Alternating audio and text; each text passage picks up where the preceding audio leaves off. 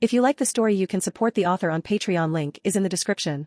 Chapter 161 Mika killing intent, Estth and Buudo prepare for war. Please, don't be angry, General Buudo. Melly called out, stepping forward from the front rank of the assembled officials. A playful smile graced her lips as she continued, your contributions have been instrumental in our success thus far. A truly cutting remark, Mika thought. He hadn't expected Melly's words to be so sharp, so venomous, especially when facing an opponent. Mika quickly glanced at General Buudo. As expected, the general's face was contorted, his eye twitching uncontrollably. Just as Melly had said, General Buudo had provided invaluable assistance in the early stages of their plan.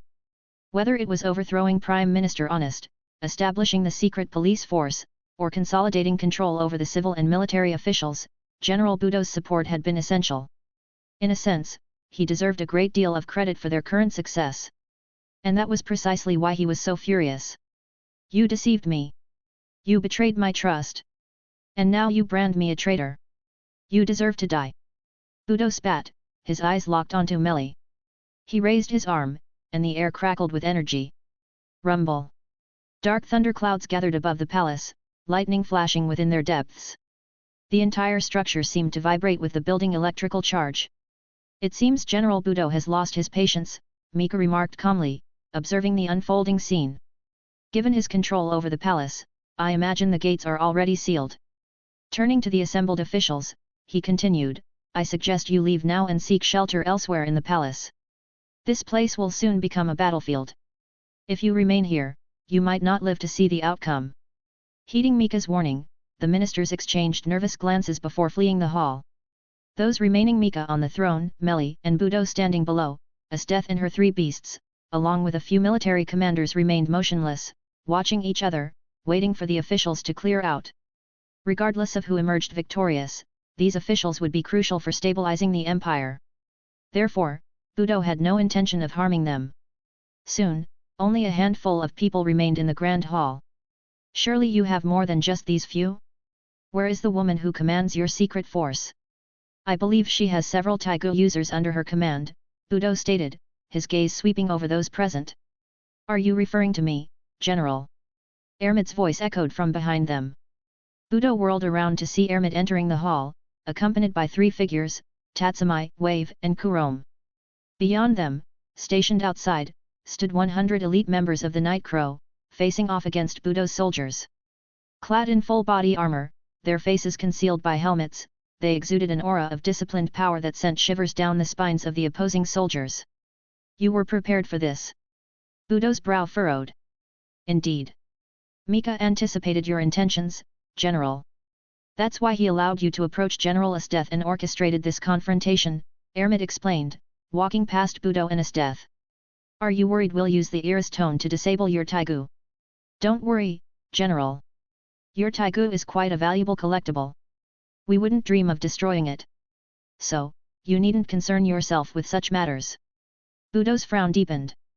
He hadn't realized he had walked right into their trap. Oh? Do you hold us in such low regard? Estth finally spoke, a chilling smile on her face. She seemed unfazed by the implied disrespect in Ermid's words. Such things held little significance for her. Low regard? Certainly not, General Estth, Ermid replied, shaking her head slightly. Even if we were to underestimate anyone, we would never underestimate you. In our plan, you are undoubtedly the most significant player. Therefore, an opponent of your caliber requires the attention of our Emperor himself. With that, Ermid turned to Mika, who sat upon the throne. Indeed, Estth. Your opponent is me, Mika announced, rising slowly to his feet. The illusion shrouding him shattered, revealing his true appearance to all present. All eyes were on Mika's imposing figure. His enemies paid no attention to his handsome features, their gazes fixated on his powerful physique, radiating an aura of overwhelming strength. A formidable foe. That was Esteth's immediate assessment. She had never encountered an opponent quite like him. Humph. If you want to challenge Lady Estth, you'll have to get through us first. The three beasts stepped forward, ready to defend their master. Indeed. Silence. Mika barked, cutting them off. In his eyes, the three beasts weren't even worthy of interrupting his conversation with Estth. A wave of killing intent erupted from Mika, washing over the entire hall. Everyone present felt the malicious aura emanating from him. The three beasts bore the brunt of his power. Overwhelmed by Mika's aura, they collapsed to their knees, gasping for air. Even breathing became agonizing under the oppressive force. Incredible! To exert such pressure with just presence. Buudo, unfamiliar with Nen, mistook Mika's aura for pure intimidation. This elevated his wariness of Mika to its maximum. As Mika continued to suppress the three beasts, an ice spear shot towards him. Mika sidestepped effortlessly, dodging the projectile. My subordinates are not so easily bullied, Estth declared, a predatory smile on her face. Outside the imperial capital, the night raid hideout. Since their previous setback, night raid had remained inactive.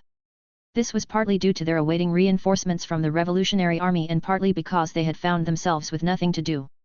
While night raid was the Revolutionary Army's assassination and intelligence unit, their targets were always individuals guilty of heinous crimes. Now, with Prime Minister Honest gone, numerous wrongful convictions had been overturned. Many officials implicated in those cases had been removed from their positions and imprisoned. Under Meli's firm hand, the imperial capital's bureaucratic system had been cleansed. The newly appointed officials were too afraid to act corruptly, and citizens flocked to file complaints, exposing illegal merchants and criminal organizations. Of course, their newfound law-abiding nature was primarily due to the consequences of disobedience. In the early days of Meli's tenure, some officials still attempted to engage in corrupt practices. They would act impartially and justly in cases involving others but would abuse their power in matters related to themselves. Such individuals often found themselves hanging from the gallows the following day. The eyes of the secret police, the night raid, were constantly watching. This was night raid's claim to fame. Their vigilance ensured the current officials' adherence to the law. No one knew if they were being watched, so everyone acted cautiously. Wrongful convictions were overturned, criminals were apprehended, and the atmosphere in the capital improved significantly. Under these circumstances, even if crimes occurred, they wouldn't escalate to the point of requiring night raid's intervention. Those who held positions of power were, after all, intelligent individuals. No one would dare to commit crimes during such a sensitive period. As a result, night raid, whose purpose was to hunt down criminals, found themselves without a purpose in the imperial capital. Ugh, I'm so bored. Mine groaned, slumping over the table. Beside her, Leone guzzled her drink. Akame silently devoured her meat. Sheely stared blankly out the window. Lubbock leered at his magazine. And Bullet? Having finished his meal, he was exercising in the courtyard. There's nothing we can do about it. The boss is back at Revolutionary Army headquarters seeking reinforcements, and thanks to that Prime Minister Meli, things are peaceful in the capital, Lubbock commented, his eyes glued to his magazine. We simply have no reason to act. So when will this end? Mine whined. Who knows? We can only wait and see. Mine, during these idle times, we should focus on training. There will be a time when we're needed again, Sheely advised. But will we really have any work left to do? Mine asked, glancing at her companions. With that Prime Minister Meli in charge, the capital has undergone a complete transformation. There's no room for us to intervene. What are we supposed to do? Assassinate Prime Minister Meli? A hint of impatience colored her voice. Night raid's position was indeed awkward. Mine, Akame called out after finishing her meal. While it's true we're currently idle, isn't this what we've been striving for? She looked at her companions, her expression serious. I doubt anyone here is fighting for themselves. We fight for the citizens. So, if the people of the capital are now happy, why should we feel bored? Her words resonated with the others, who nodded in agreement. As Akame said, none of them were fighting for personal gain. With their Tigu and abilities, they could have easily joined the Revolutionary Army's main forces, serving as generals or other high-ranking officers. If the revolution succeeded, they could have enjoyed positions of power and privilege in the new nation. But they had chosen to join an assassination unit. Even if they succeeded in establishing a new nation, there would be no place for them in its government. They were fully aware of this. Just as Bullet had told Tatsumai, once the new nation was founded, they would vanish from the world, leaving this land behind. Therefore, their dedication to fighting for the people was undeniable. Sorry, I was getting a little anxious, Mine apologized, resting her head back on the table. The others smiled and returned to their respective activities. Roar! A danger beast's roar suddenly shattered the momentary peace. The members of Night Raid, jolted from their relaxed state, rushed out of the hideout, their gazes fixed on the sky. That's... Quickly equipping her long-range goggles, Mine focused on the figure standing atop the danger beast. It's the boss. The boss is back! She shouted excitedly. She also noticed two cloaked figures standing behind Nyenda. Are those reinforcements? She wondered aloud. Nyenda's danger beast landed, and she approached the group, accompanied by the two mysterious figures. It's been a while, boss. It's good to see you all again, everyone. Nyenda greeted them with a smile. Who are these two? Akame inquired, gesturing towards the cloaked figures. Oh, them. Nyenda turned and presented the two figures to the group. This is Susanoo, a human-type Tigu newly assigned to me by headquarters. And this is Chelsea, an assassin whose success rate rivals even Akame's. Hello, everyone. Chelsea greeted them cheerfully. After exchanging greetings, Nyenda continued, since Prime Minister Meli took office, she has been quite wary of the Revolutionary Army's presence in the south. She's replaced the governors of several southern counties. This is the most support headquarters can provide us with for now. Chapter 162 Mika vs Estth. The most support? Is headquarters in such dire straits? Akame furrowed her brow, directing a serious question to Nyenda. Worse than you can imagine, Chelsea interjected, a smile plastered on her face that held no trace of genuine mirth. Honest's imprisonment and Prime Minister Meli's rise to power have dealt a devastating blow to the Revolutionary Army. Although Honest committed countless atrocities during his tenure, people still subconsciously held on to hope for the empire. They hoped the emperor would eventually recognize the minister's true nature and have him executed. As long as that hope remained, the people still had faith in the empire. After all, the empire had ruled them for 1,000 years. 1,000 years is long enough to not only control the populace but also their very thoughts. Therefore, in the mere months since Meli's appointment, many regions that were on the verge of rebellion have fallen silent once more. Not to mention, Prime Minister Meli has been quite effective in her role. The Revolutionary Army is steadily losing ground. Buudo nodded in agreement with Chelsea's assessment. As a soldier, he understood the common people's lingering hope in the empire. He had heard it firsthand from the rank-and-file soldiers.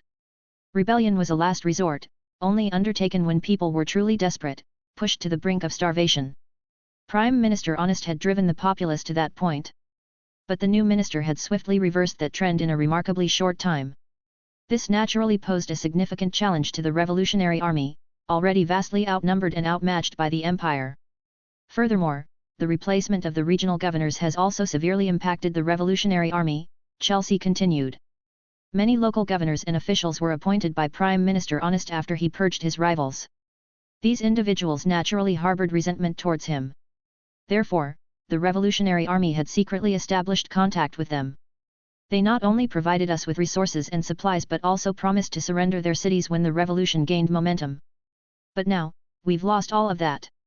Lubbock, bewildered, asked, did the governors and officials, or even our own people, have no warning? None whatsoever. It happened in the blink of an eye, as if they knew about our connections with the governors and officials. They were completely prepared.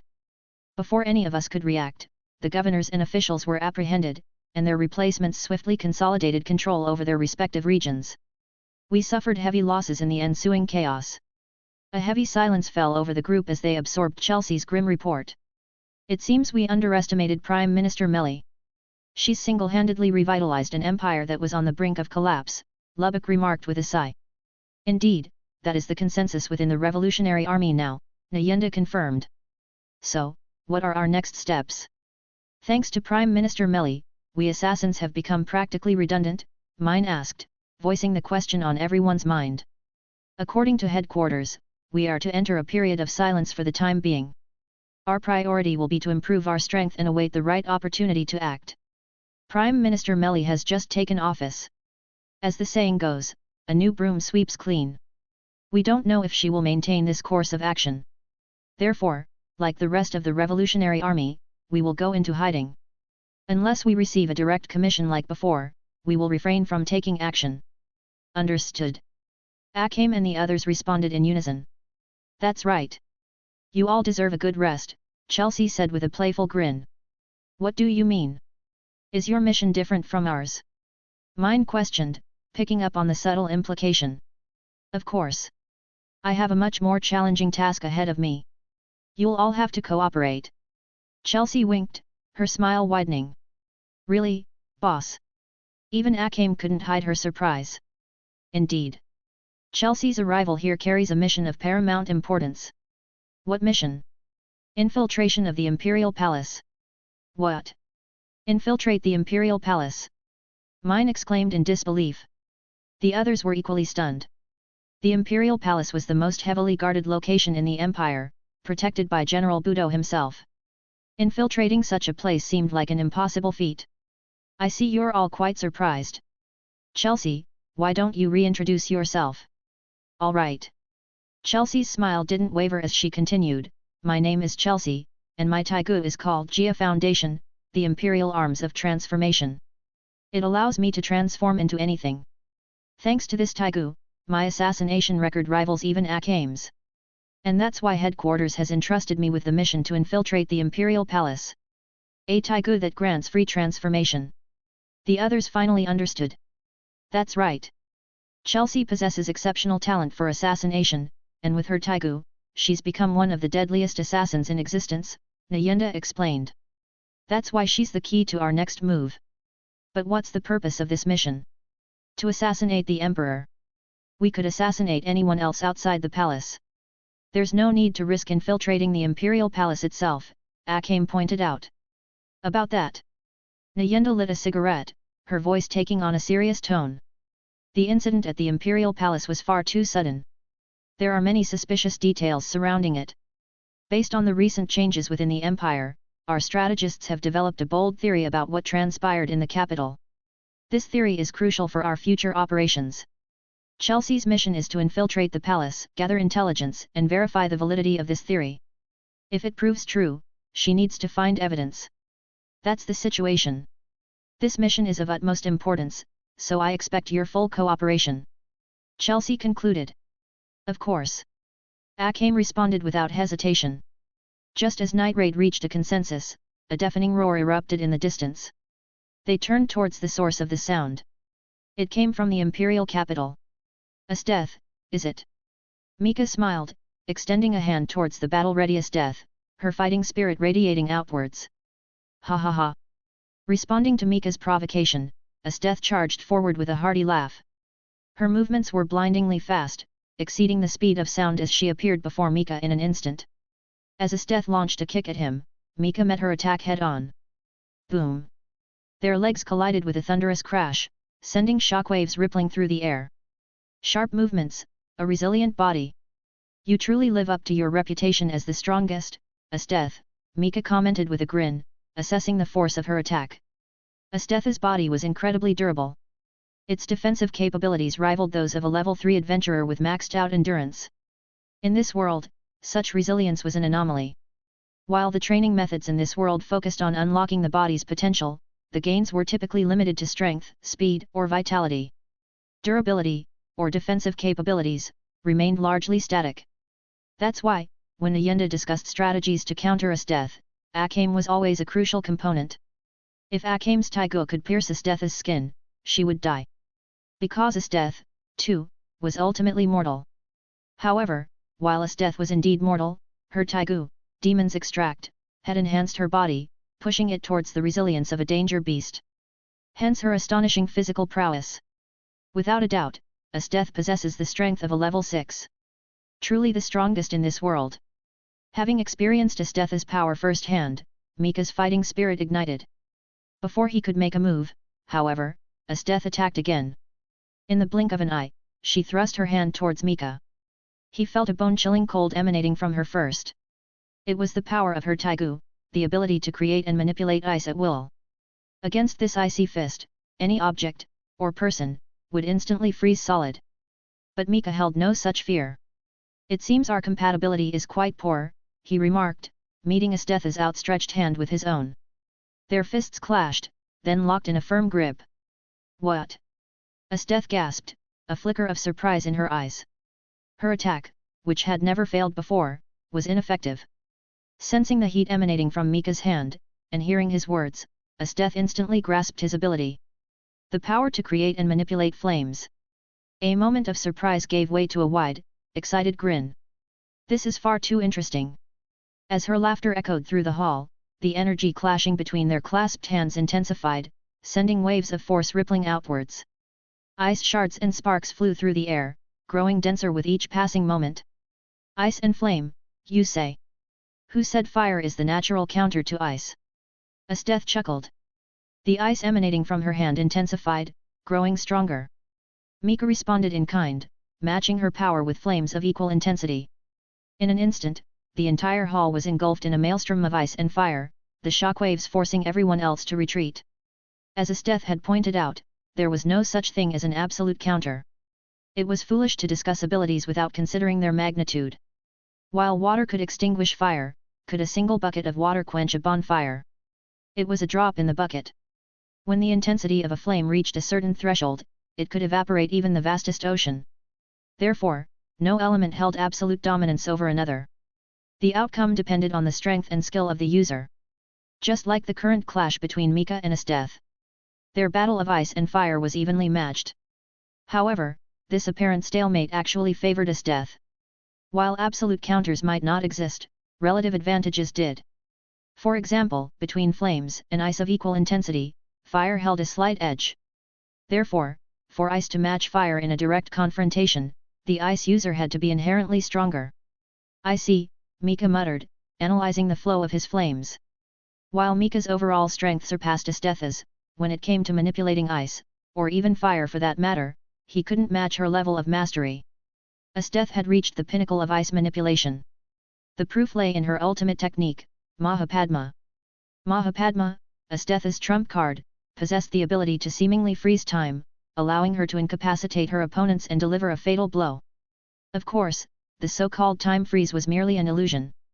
In reality, Estth froze the surrounding air molecules. When the molecules were frozen, everything in the vicinity, including human perception, came to a standstill. This created the illusion of frozen time. Even if it wasn't true time manipulation, the ability to freeze molecules was still an astonishing feat. Even Mika hadn't reached that level of control yet. Therefore, Esteth's claim of mastering ice manipulation was no exaggeration.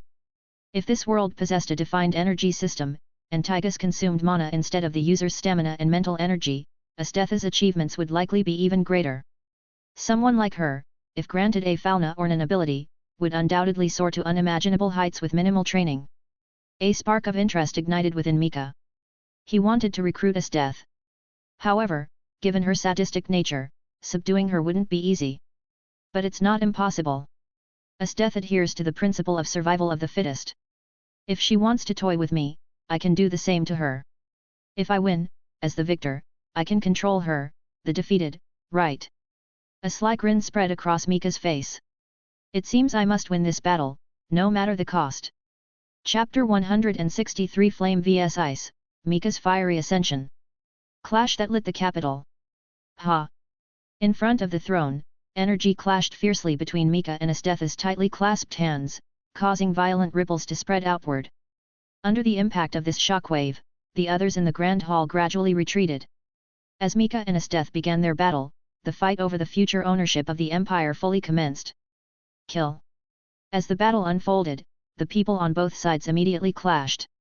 At the very center of the fight were General Buudo and Ermid. Ermid, wielding a spear, faced General Buudo clad in armor and wielding lightning without the slightest disadvantage, even slightly gaining the upper hand. Being an enhancer-type non-user, every punch and kick she delivered was immensely powerful. In terms of basic physical attributes, even Mika, at the same level, could not compare to Ermid.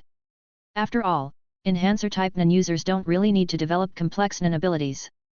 Their bodies, their fists, and feet, are their strongest non abilities. Even though Ermid and Mika had a one-level difference, their basic physical qualities were not far apart. Therefore, in close combat, General Buudo was simply no match for Ermid. If not for the help of his Tigu, General Buudo might have been defeated long ago. However, this world is ultimately dominated by Tigu users. With the enhancement of his Tigu, General Buudo was fully capable of matching Ermid.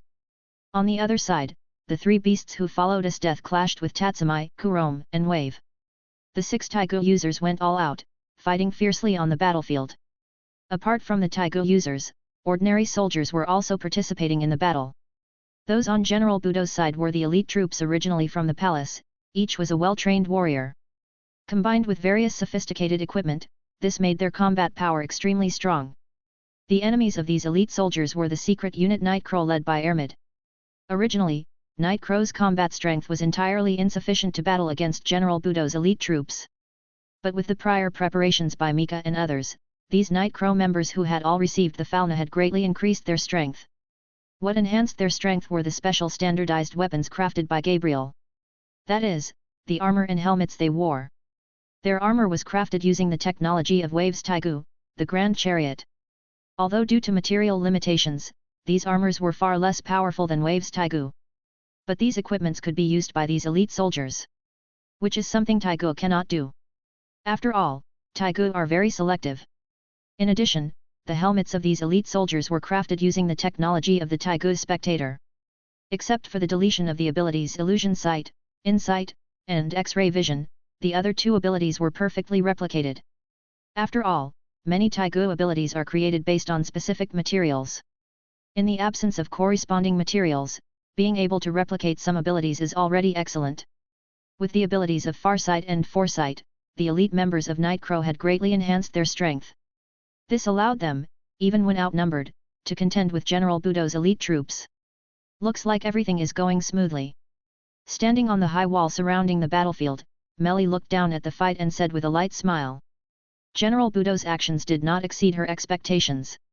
Everything was within her grasp. After surveying the surrounding battles, Melly nodded in satisfaction. Let them play to their heart's content, I have other important matters to attend to.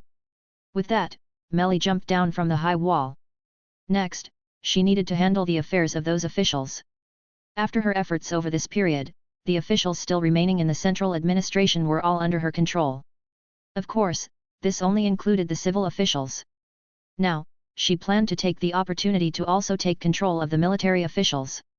Then, by doing so, she could completely grasp the Empire's military forces. In that case, they could proceed with their next actions. Let me have some fun too. Melly said with a light smile. Dash. Bang. In the energy clash between Mika and Estth, their two abilities finally caused a violent reaction. Seeing this, the two immediately retreated backward, leaving the two forces, now lacking momentum, to explode, whipping up gusts of wind that blew their hair. But the pause between them lasted only a few seconds. At the moment the explosion surged, they rushed at each other again, colliding fiercely. This time, they were no longer empty-handed, each held a weapon. One wielded a saber, the other a longsword. And the clash of their weapons was not merely a collision of arms. Especially Estth, years of battle had tightly integrated her ice abilities with her fighting style. Now, going all out, she naturally wouldn't hold back. Therefore, every slash of Esteth's saber sent blades of ice flying toward Mika. Such attacks could fully be called frost swords. Good timing. Seeing the frost sword unleashed by Estth, Mika laughed heartily and swung out flame sword in response. The two different elemental swords collided in mid-air, immediately shattering into fragments that scattered in all directions. At the same time, the distance between Estth and Mika shortened. Entering his area of expertise, Mika took the initiative, continuously pressing toward Estth. Slash, sweep, thrust. Various sword techniques continuously attacked Estth. In response, Estth could only keep retreating to turn the tide. The moment their swords clashed, Estth knew. In close combat, she was no match for her opponent. In pure martial skill, she had lost. This result made Estth very unhappy, but she had to face it. To avoid his sharp edge, when their swords clashed, Estth kept retreating to deflect Mika's attacks. At this moment, ice was naturally forming under Esteth's soles. Her retreat was not by stepping back but by sliding backward. And while retreating, she did not forget to attack. Since pure martial skill was inferior, she wouldn't compete in pure martial skill. After all, she wasn't purely a martial artist. What she excelled at was manipulating ice. So, from time to time, she would create ice shields to block Mika's attacks. And as she slid back, countless ice spikes would form around her, shooting toward Mika. These were just appetizers. In Esteth's hands, various kinds of ice continuously attacked Mika, aiming to regain the advantage. Excellent footwork. Seeing Estth slide back again to dodge his attack, the smile on Mika's face became even more excited. Ignite flame of the right. In extreme excitement, Mika chanted a spell, increasing the intensity of his flames once more. In an instant, Mika's body was enveloped in flames, endless heat radiating outward from him. What is this? Seeing her ice spikes melt before they could get close to Mika, Estth was momentarily stunned, then immediately leaped into the air. It seems my ice isn't cold enough. Then let's lower the temperature further. Streams of cold air shot out from Esteth's body, swirling around her. Under the influence of this cold air, the entire imperial capital rapidly became colder. In fact, even before Estth went all out, the entire imperial capital had already darkened. Under the summoning of General Buudo's Tigu Adramelech, large swaths of thunderclouds covered the capital.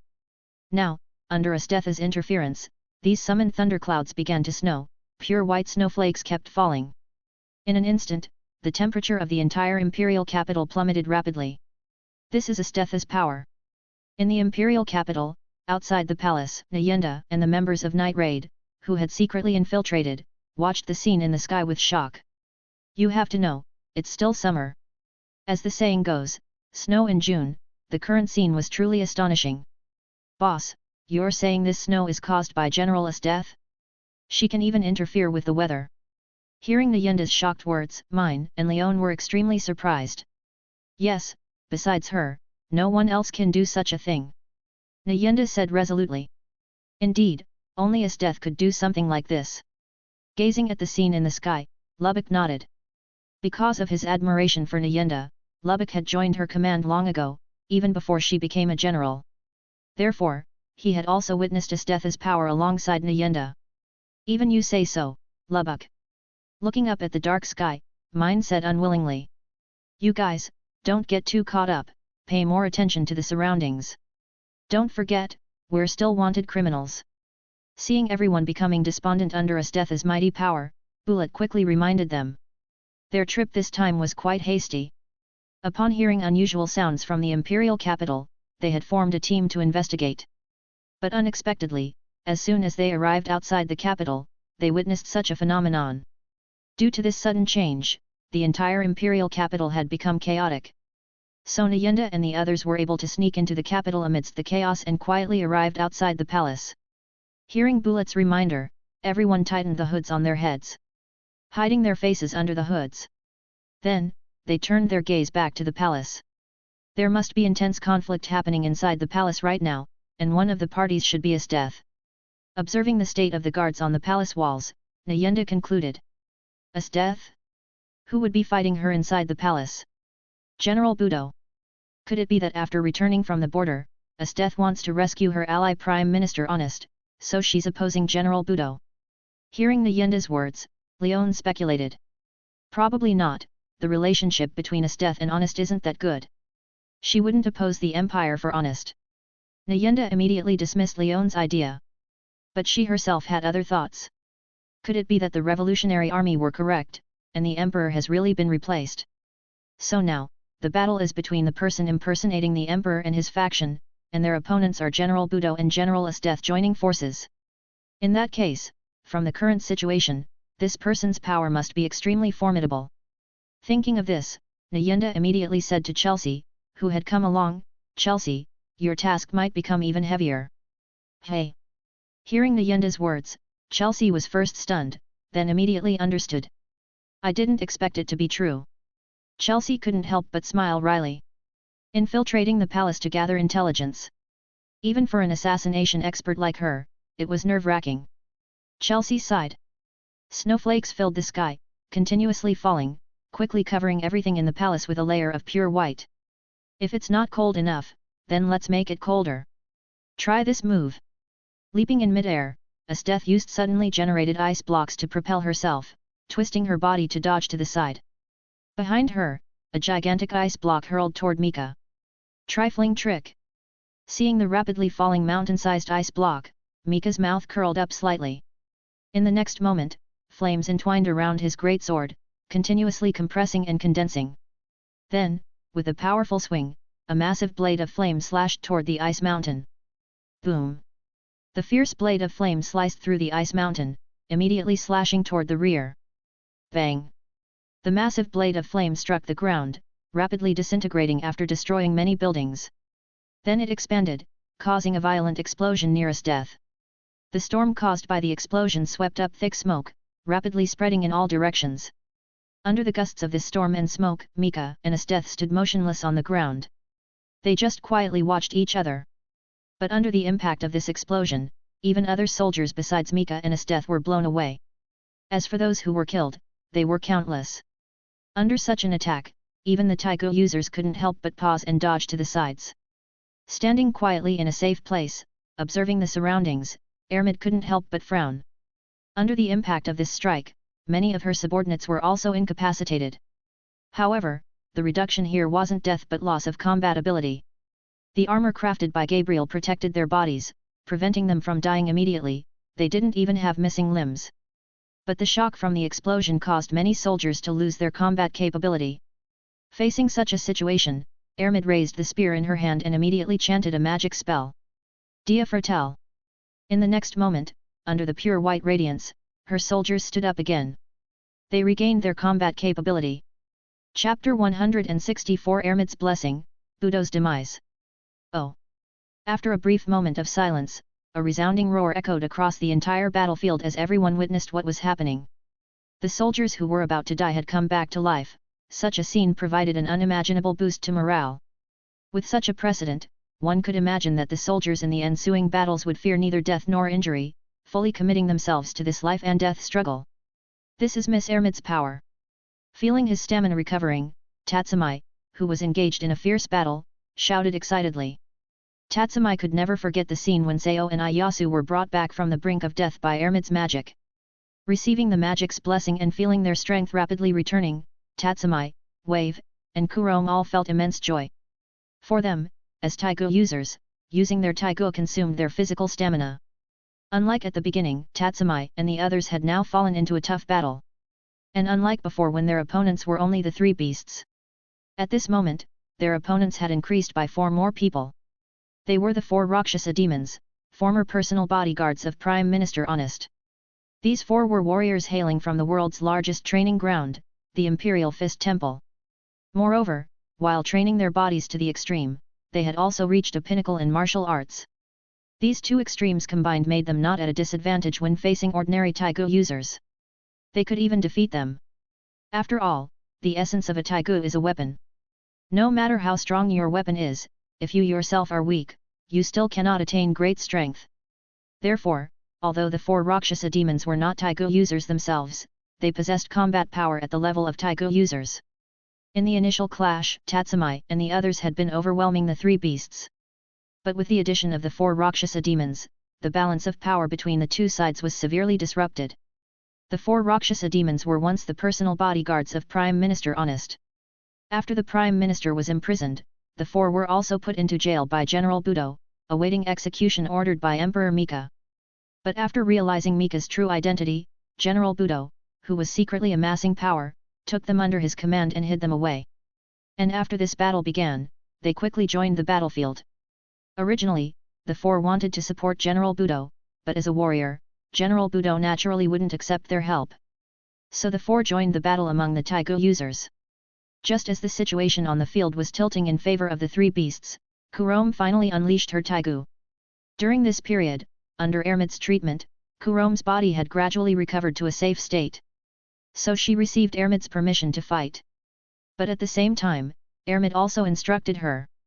Because her body had just healed, if the situation allowed, Ermid hoped that Kurom wouldn't use her Tigu. Kurom gladly accepted this. As the saying goes, the heart is made of flesh. After this period of treatment, Kurom's attitude toward Ermid became very cordial. Therefore, she obeyed Ermid's orders without question. Of course, although Kurom unleashed her Tigu, she did not fully unleash it. Kurom's Tigu, March of the Dead, Yutsufuza, can manipulate dead bodies, making them exert strength not inferior to when they were alive. That is to say, if properly prepared. Kurom alone can display the combat power of 8 people. As for why it's not 9 people? Because as she manipulates the corpses, Kurom's own stamina greatly decreases. Therefore, when the Tigu is fully unleashed, Kurom herself doesn't have much combat ability. However, in this battle, Kurom did not fully unleash her Tigu Itsufusa. Because her biggest trump card is the largest among the 8 corpses. A super-class danger beast's corpse. And the reason Kurom didn't summon it is that she was worried its destructive power was too great and could easily destroy the palace. But even so, the 3 of them Tatsumi, Wave, and Kurom still suppressed the 7 opponents in terms of combat strength. But as time passed, their stamina gradually waned. Especially Kurom, the burden of Yitsufusa on her was indeed too heavy. Therefore, as time went on, their advantage was gradually disappearing. But at this moment, the stamina recovery effect brought by Ermid's magic truly allowed the 3 to catch their breath. With the help of magic, Tatsumi and the others continued to suppress the 3 beasts and the 4 Rakshasa demons. And they looked for the right opportunity, aiming to defeat their opponents. Didn't expect you to have such talent by your side. Glancing at Ermid in the distance, Estth, standing on the ground, said with a light smile. I have plenty of excellent warriors under me, it's your experience that's too shallow. Mika also smiled and replied. Although Mika and Estth were in a fierce battle, both maintained light smiles on their faces. Because both were feeling extremely exhilarated at this moment. That feeling of being evenly matched made them unable to stop. Gazing deeply at Mika, Estth said softly, perhaps. But no matter what, victory is mine. Don't make me laugh. Victory? That belongs to me. With absolute confidence shining in their eyes, Mika and Estth confronted each other head-on. Their confident gazes fiercely collided in midair. In the next moment, the 2 swiftly charged at each other, swinging their weapons. Clang! As the sound of weapons clashing rang out, their battle entered a new round. But this time, Estth no longer engaged in pure physical confrontation. When she swung her sword at Mika, 2 winding ice pillars stabbed toward him from behind. This time, the even colder ice pillars no longer feared the heat released by the flames. They shot rapidly toward Mika. But Mika was no pushover. He exerted force with his foot, spinning his entire body around. As he turned, 2 flame sword auras flew toward the 2 ice pillars. Both sides shattered completely upon collision, finally turning into fragments that dispersed with the wind. This became the pattern of their subsequent battles. From then on, every attack Estth launched was accompanied by countless ice creations. And Mika continuously swung out flame sword auras, slicing them apart one by one. Whenever Mika attacked, Estth would prepare ice shields to defend against his assaults. Or she would raise ice spikes midway in Mika's advance to hinder his attacks. Because Esteth's every attack and defense was perfectly timed, it made it difficult for Mika to gain the upper hand. Their battle unsurprisingly reached a stalemate. Truly worthy of being called the strongest, General Estth. Such strength is indeed unparalleled in this world. Watching Esteth's every move and expression, Mika couldn't help but sigh inwardly. But the stronger Estth was, the more it ignited Mika's fighting spirit. Mika had already planned everything in his mind to defeat Estth. But now was not yet the time for the decisive battle. At this moment, he was still waiting for Meli's signal. Finally done. Looking at the officials who had all pledged allegiance to her, Meli couldn't help but stretch lazily. Then she curiously looked outside the palace. Has Fufu not completed the task yet? Because he had long anticipated the possibility of General Buudo and General Estth rebelling, Mika had already made plans for the battle with these 2. As for Estth, even Mika couldn't afford to be careless. Her ultimate skill, Mahapadma, even if Mika were accidentally hit, he probably wouldn't escape unscathed. Therefore, Mika had prepared a big gift for Estth. But before he could deliver this gift, Meli needed to make some preparations. And because Meli had other important matters, she entrusted this task to Fufu. In Meli's view, whether she did it or Fufu did, there was no difference for such a simple task. As her strength increased, her Nen ability was also continuously improving. At this time, Fufu already possessed considerable intelligence. It could fully carry out the tasks Meli assigned. Doesn't this mean I have nothing to do now? Thinking of this, Meli paused for a moment and then walked toward the distant battlefield. Then I'll go watch the fun. Clang! The spear in her hand struck fiercely against General Buudo's arm guard. The sound of their collision echoed into the distance. At this time, Ermid was still facing General Buudo. Although with the help of his Tigu, General Buudo had gained strength equal to Ermid's. But that was just earlier. As time passed, Ermid had gradually adapted to General Buudo's attack style. Facing the lightning he released, Ermid, in the state of transparent world, could completely evade them without a trace of injury. At the same time, under the effect of the magic Dia Fratel, Ermid's stamina remained at its peak. As for General Buudo, while entangled with Ermid, his stamina was rapidly depleting. As the battle progressed, General Buudo's heart grew increasingly heavy.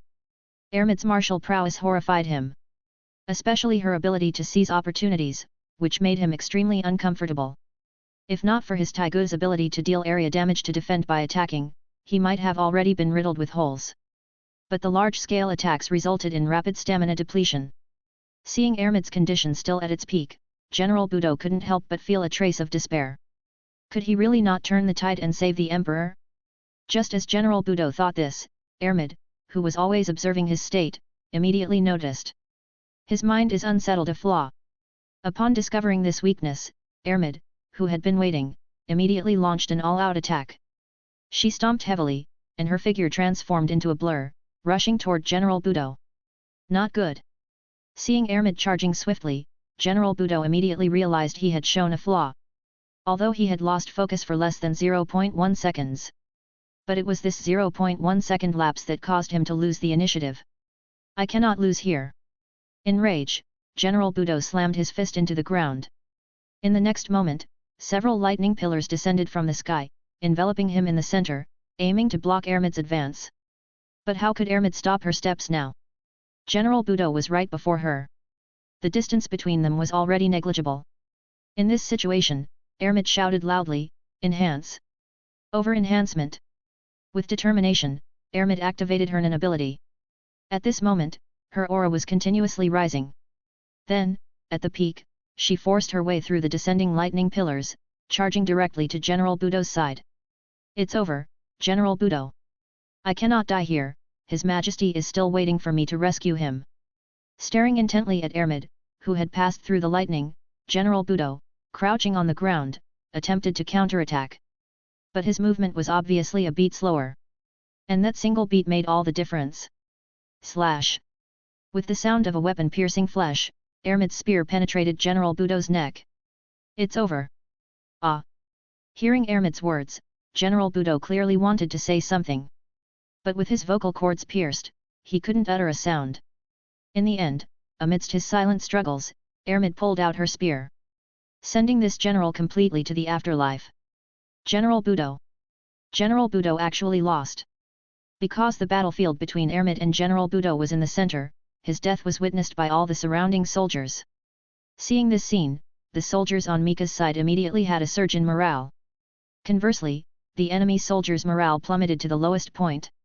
After all, the one who died was General Buudo. You must know, the core of this rebellion wasn't the strongest Estth, but the more renowned General Buudo. These elite soldiers were willing to rebel because their leader was General Buudo. But now General Buudo was dead. This fact immediately shocked the soldiers. Seeing this, it was mild to say their morale hit rock bottom. Some soldiers directly dropped their weapons and chose to surrender. General Buudo, who could lead them and give them a bright future, was dead. If they didn't surrender, did they have to sacrifice their lives for a young emperor they had never met and weren't sure was real? Isn't that absurd? As some smart enemy soldiers surrendered, a large number of hesitant and confused soldiers immediately followed suit. Thus, large swathes of enemy troops began to surrender. Seeing this, the 4 Rakshasa demons, who were battling Tatsumai and the others, panicked. And they began to think about fleeing. Chapter 165 Mika full power, time, and space froze. Seeing the situation around them, the 3 beasts and the 4 Rakshasa demons, who were fiercely battling, fell into panic. Among them, the most terrified were the 4 Rakshasa demons. After all, the backbone of the 3 beasts was Estth. As long as Estth had not been defeated, the 3 beasts would not waver in the slightest. In their eyes, Estth was the strongest, an invincible existence. At the same time, Estth was their faith. Even if Estth were truly defeated, the 3 of them would fight for her until the last moment. It must be said that in terms of leadership, Estth was undoubtedly an excellent commander. If one's values didn't align with hers, perhaps coexistence would be impossible. But if one's values matched hers, it would be easy to become her loyal subordinate and offer one's life for her. The three beasts were outstanding examples of this. As for the four Rakshasa demons, their backbone was undoubtedly General Buudo. But at this moment, General Buudo was dead. This situation undoubtedly made them extremely anxious. In their eyes, although Estth was strong, she was on par with General Buudo at best. Even if her strength was slightly higher, it wasn't by much. Moreover, she was currently engaged in a fierce battle with her own opponent. If the person who had defeated General Buudo went to support the other side, Estth would likely be doomed. In that case, their rebellion would be completely declared a failure. At that time, the four of them would inevitably be implicated. After all, they had once been under Prime Minister Honest and were now rebelling alongside General Buudo.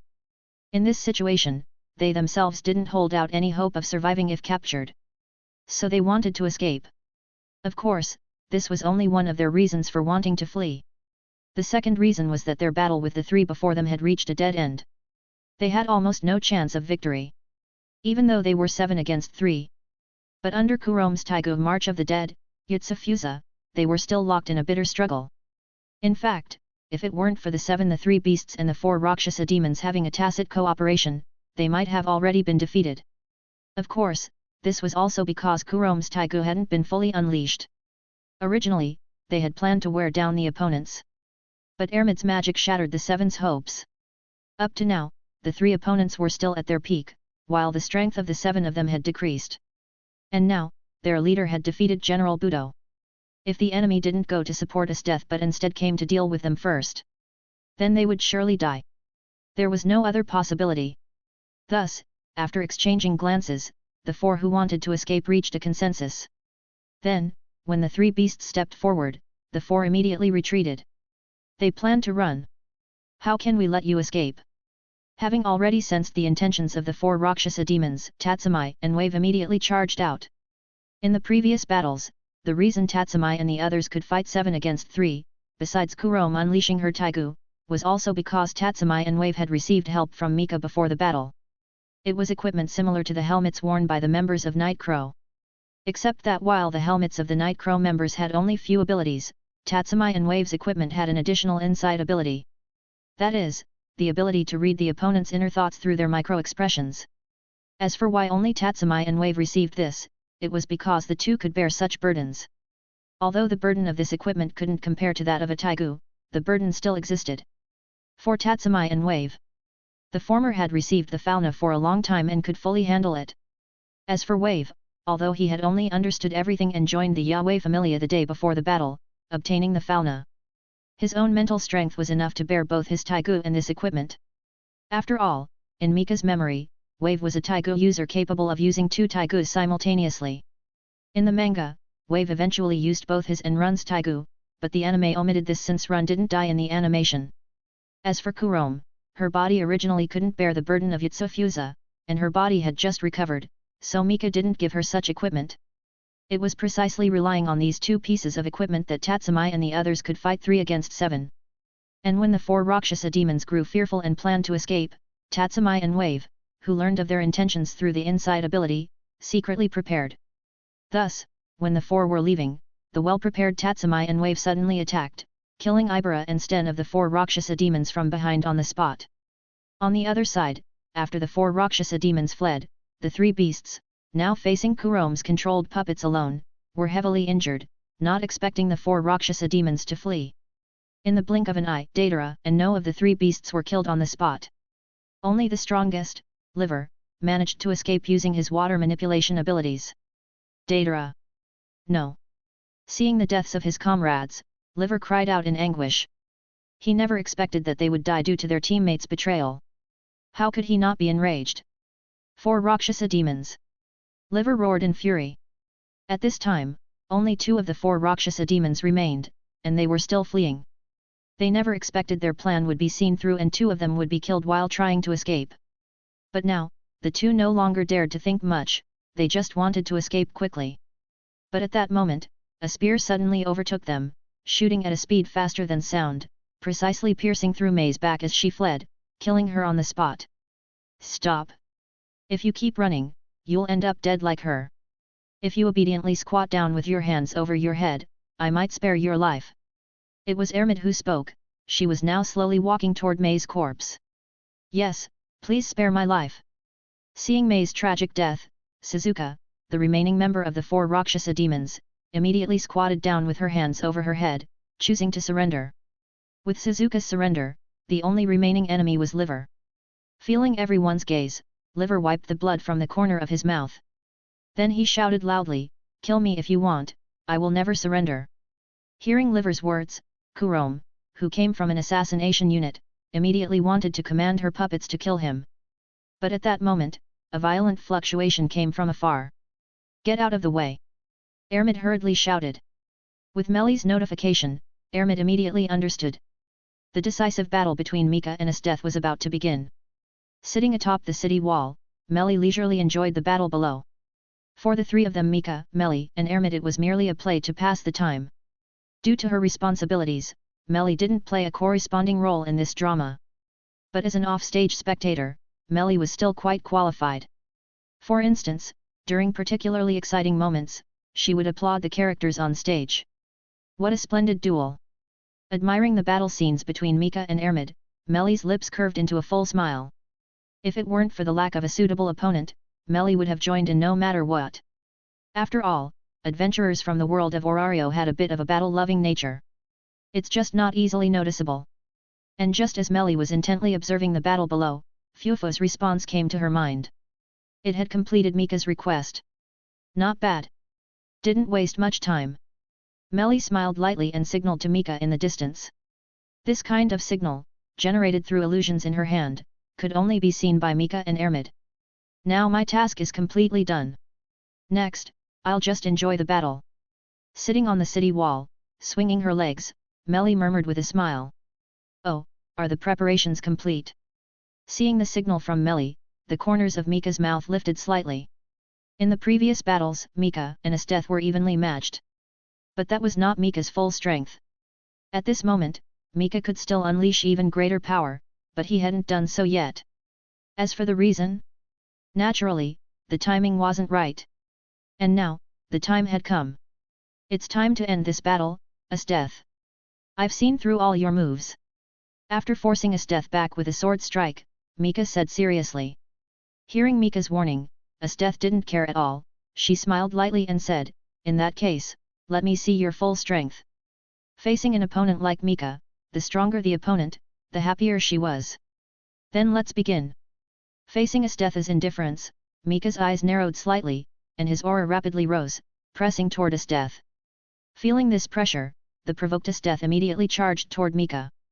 Such tricks are useless against me. Estth, whose speed had peaked, turned into a blur, swiftly charging at Mika. But just as Esteth's sword was about to pierce Mika, a silver flash flickered. Esteth's arm that was stabbing toward Mika was severed, blood splattering the sky. What? Seeing the blood in her severed arm before her, Estth was stunned. She didn't seem to understand what had happened. Of course, Estth was no ordinary person. This state lasted only a fraction of a second before she regained her composure. But at that moment, Mika's attack had already arrived before her. Bang! With a whipping kick from Mika, the one-armed Estth was sent flying backward. Severe pain transmitted from her arm and abdomen to her brain. But these were nothing to her. What truly shocked Estth was Mika's previous action. That swift and fierce attack had severely injured her in an instant, even causing her to lose an arm. Could it be that he really wasn't using his full strength before? As soon as this thought appeared, Estth pushed it back to the depths of her mind. As an expert in combat, Estth knew very well that now was not the time to think about such things. At this moment, such weak thoughts would only make her weaker. Quickly returning to her previous state, feeling her body flying backward and the blood continuously flowing from her severed right arm, with a single thought, ice began to spread over her broken right arm, completely freezing it to stop the bleeding. Then, she extended her left arm downward. At the moment her left hand was about to touch the ground, she froze the ground with ice and continued to extend it backward, trying to use this to buffer the force of her backward flight. But just as she was about to stop, Mika's figure suddenly appeared behind her, and he kicked out again, sending Estth flying in the opposite direction. Ugh! This kick immediately made Estth cough up blood. No way! If he could do what he just did, won't he continue to do so? Thinking of this terrible possibility, Estth immediately began to think of countermeasures. And quickly came up with a plan. This time, as she was about to crash to the ground, she again extended her hand to the ground to buffer herself. And in the next moment, Mika's figure indeed appeared behind her again. I won't fall for the same trick twice. Sensing Mika behind her, Estth, who had been prepared for a long time, immediately generated a thick ice shield behind her. At the same time, using the force from the ice shield behind her, she completed a turn. At this moment, Estth and Mika were face to face again. Moreover, Estth had prepared a complete defense. Don't think you can continue to dominate. Estth still had a smile on her face. The joy of finally encountering an enemy who could match her made her unable to stop. Even though her arm had been severed, this couldn't stop her excited heart. However, seeing her excited expression, Mika remained unmoved. Even though Estth had prepared her defense, he still didn't care. Facing the thick ice wall before him, Mika struck it with full force, directly kicking the ice wall. In the next moment, the ice wall that Estth had high hopes for shattered into ice shards. And Mika's kick instantly penetrated the ice wall, hitting Esteth's waist and abdomen. Then, with a bang, Estth was slammed heavily onto the ground, the violent impact raising thick dust. So is this his true strength? So his strength far surpasses mine, and the previous battle was just playing, teasing me. Damn it, as a super sadistic, how can I be trampled underfoot by others? Pressing her left hand heavily on her face, Estth growled angrily. At that moment, Mika, seizing the opportunity, appeared before Estth. Feeling the approaching killing intent, Estth shouted loudly, how can I be trampled underfoot? Ah! Amidst Esteth's roar, Mika, who was sprinting in mid-air, suddenly stopped. At this moment, time and space were frozen. Chapter 166 The 1000-meter flame sword, slicing the capital in half. Ma Padma. With Esteth's roar, time seemed to freeze. Everything around remained suspended in that moment, refusing to advance to the next. Ha ha ha. Slowly standing up and pressing her hand against her forehead, Estth laughed maniacally. I must admit, you were very stronger earlier. But ultimately, I will be the victor. Gazing at Mika, who stood on the ground charging toward her, Estth said excitedly. She was immensely thrilled at this moment. After all, she hadn't experienced such a battle in a long time. Moreover, a desperate counterattack like this was something she hadn't felt since obtaining her Tigu. Therefore, Estth was especially exhilarated. She slowly walked up to Mika, looking at that face full of fighting spirit, and couldn't help feeling intoxicated. Before returning to the imperial capital, Estth suddenly desired to fall in love. She wanted to find a partner of her own. At the same time, she had specific requirements for her companion. Above all else, he must value future possibilities, someone who aims to train himself to become a general-level figure. He must have courage, someone who can go hunting danger beasts with Estth even if unarmed. Like Estth, he should have grown up not in the imperial capital but in the frontier regions. Younger than Estth, so that she can dominate him. Preferably someone with a pure smile. These 5 conditions were Esteth's requirements. In the original future, when Estth later met Tatsumi, who had a pure smile, she fell in love at first sight. But the current Estth hadn't met Tatsumi yet. Therefore, looking at Mika before her, she couldn't help but feel moved. After all, compared to those requirements, for Estth who revered the law of the jungle, absolute strength was undoubtedly the most attractive. And Mika was precisely such an existence. He possessed violence stronger than hers. Therefore, gazing at Mika's face, Estth couldn't help but feel her heart stir. She extended her hand, cupping Mika's face.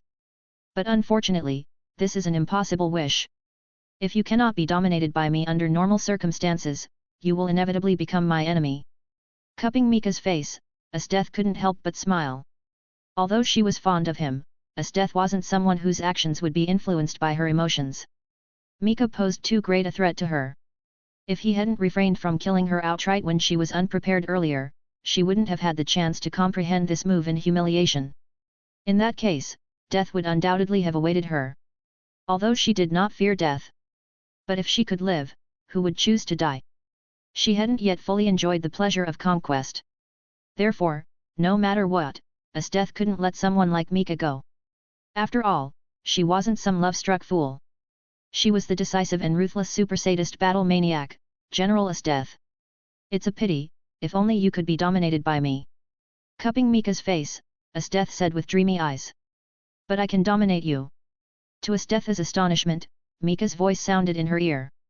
Then, under her shocked gaze, a flame-like red light gradually ignited around Mika, slowly burning away this world frozen by ice. How can you move here? Although it was her first time using it, Estth was undoubtedly extremely satisfied with this move. She clearly understood that this was definitely her most pinnacle technique. But this very move was broken by Mika. Why is it impossible? Walking out from the frozen state, looking at Estth who leaped backward in surprise, Mika said with a light smile, your move is indeed strong, it freezes the nearby molecules in an instant, producing an effect similar to freezing time and space. But unfortunately, I have the same ability. The same ability? Estth asked in shock. That's right. Just as your ice, when taken to the extreme, can freeze everything, when my flames burn to the extreme, they can also burn everything to ashes. And that includes this frozen subspace you've created. As Mika explained his ability, scorching flames continuously rose. Eventually, they formed a flame sword thousands of meters high, standing in the center of the imperial capital, seen by all its residents. What is that? Is it the power of the gods? Is the imperial capital going to be destroyed? Hearing the cries of the nearby residents, the members of Night Raid outside the capital were also dumbfounded. Such an attack was unmatched even by them. The flame blade that pierced the sky, its end unseen, was undoubtedly a godlike strike. Facing such an attack, even though they were far away, they couldn't help but feel despair. Not to mention Estth, who was experiencing this feeling face to face. Confronting this flame blade, Esteth's face showed shock. But soon, she burst into laughter. Come on, let me test the power of your strike. At this moment, the ice power on Esteth's body also rose to the extreme. Then accept the judgment. Raising the great sword in his hand high, Mika slashed down fiercely. Heavenly fire, calamity annihilation. As Mika swung his sword, slashing down, instantly annihilating everything within its range. This strike directly cut the vast imperial capital in half, utterly destroying everything in its path. Cough, cough.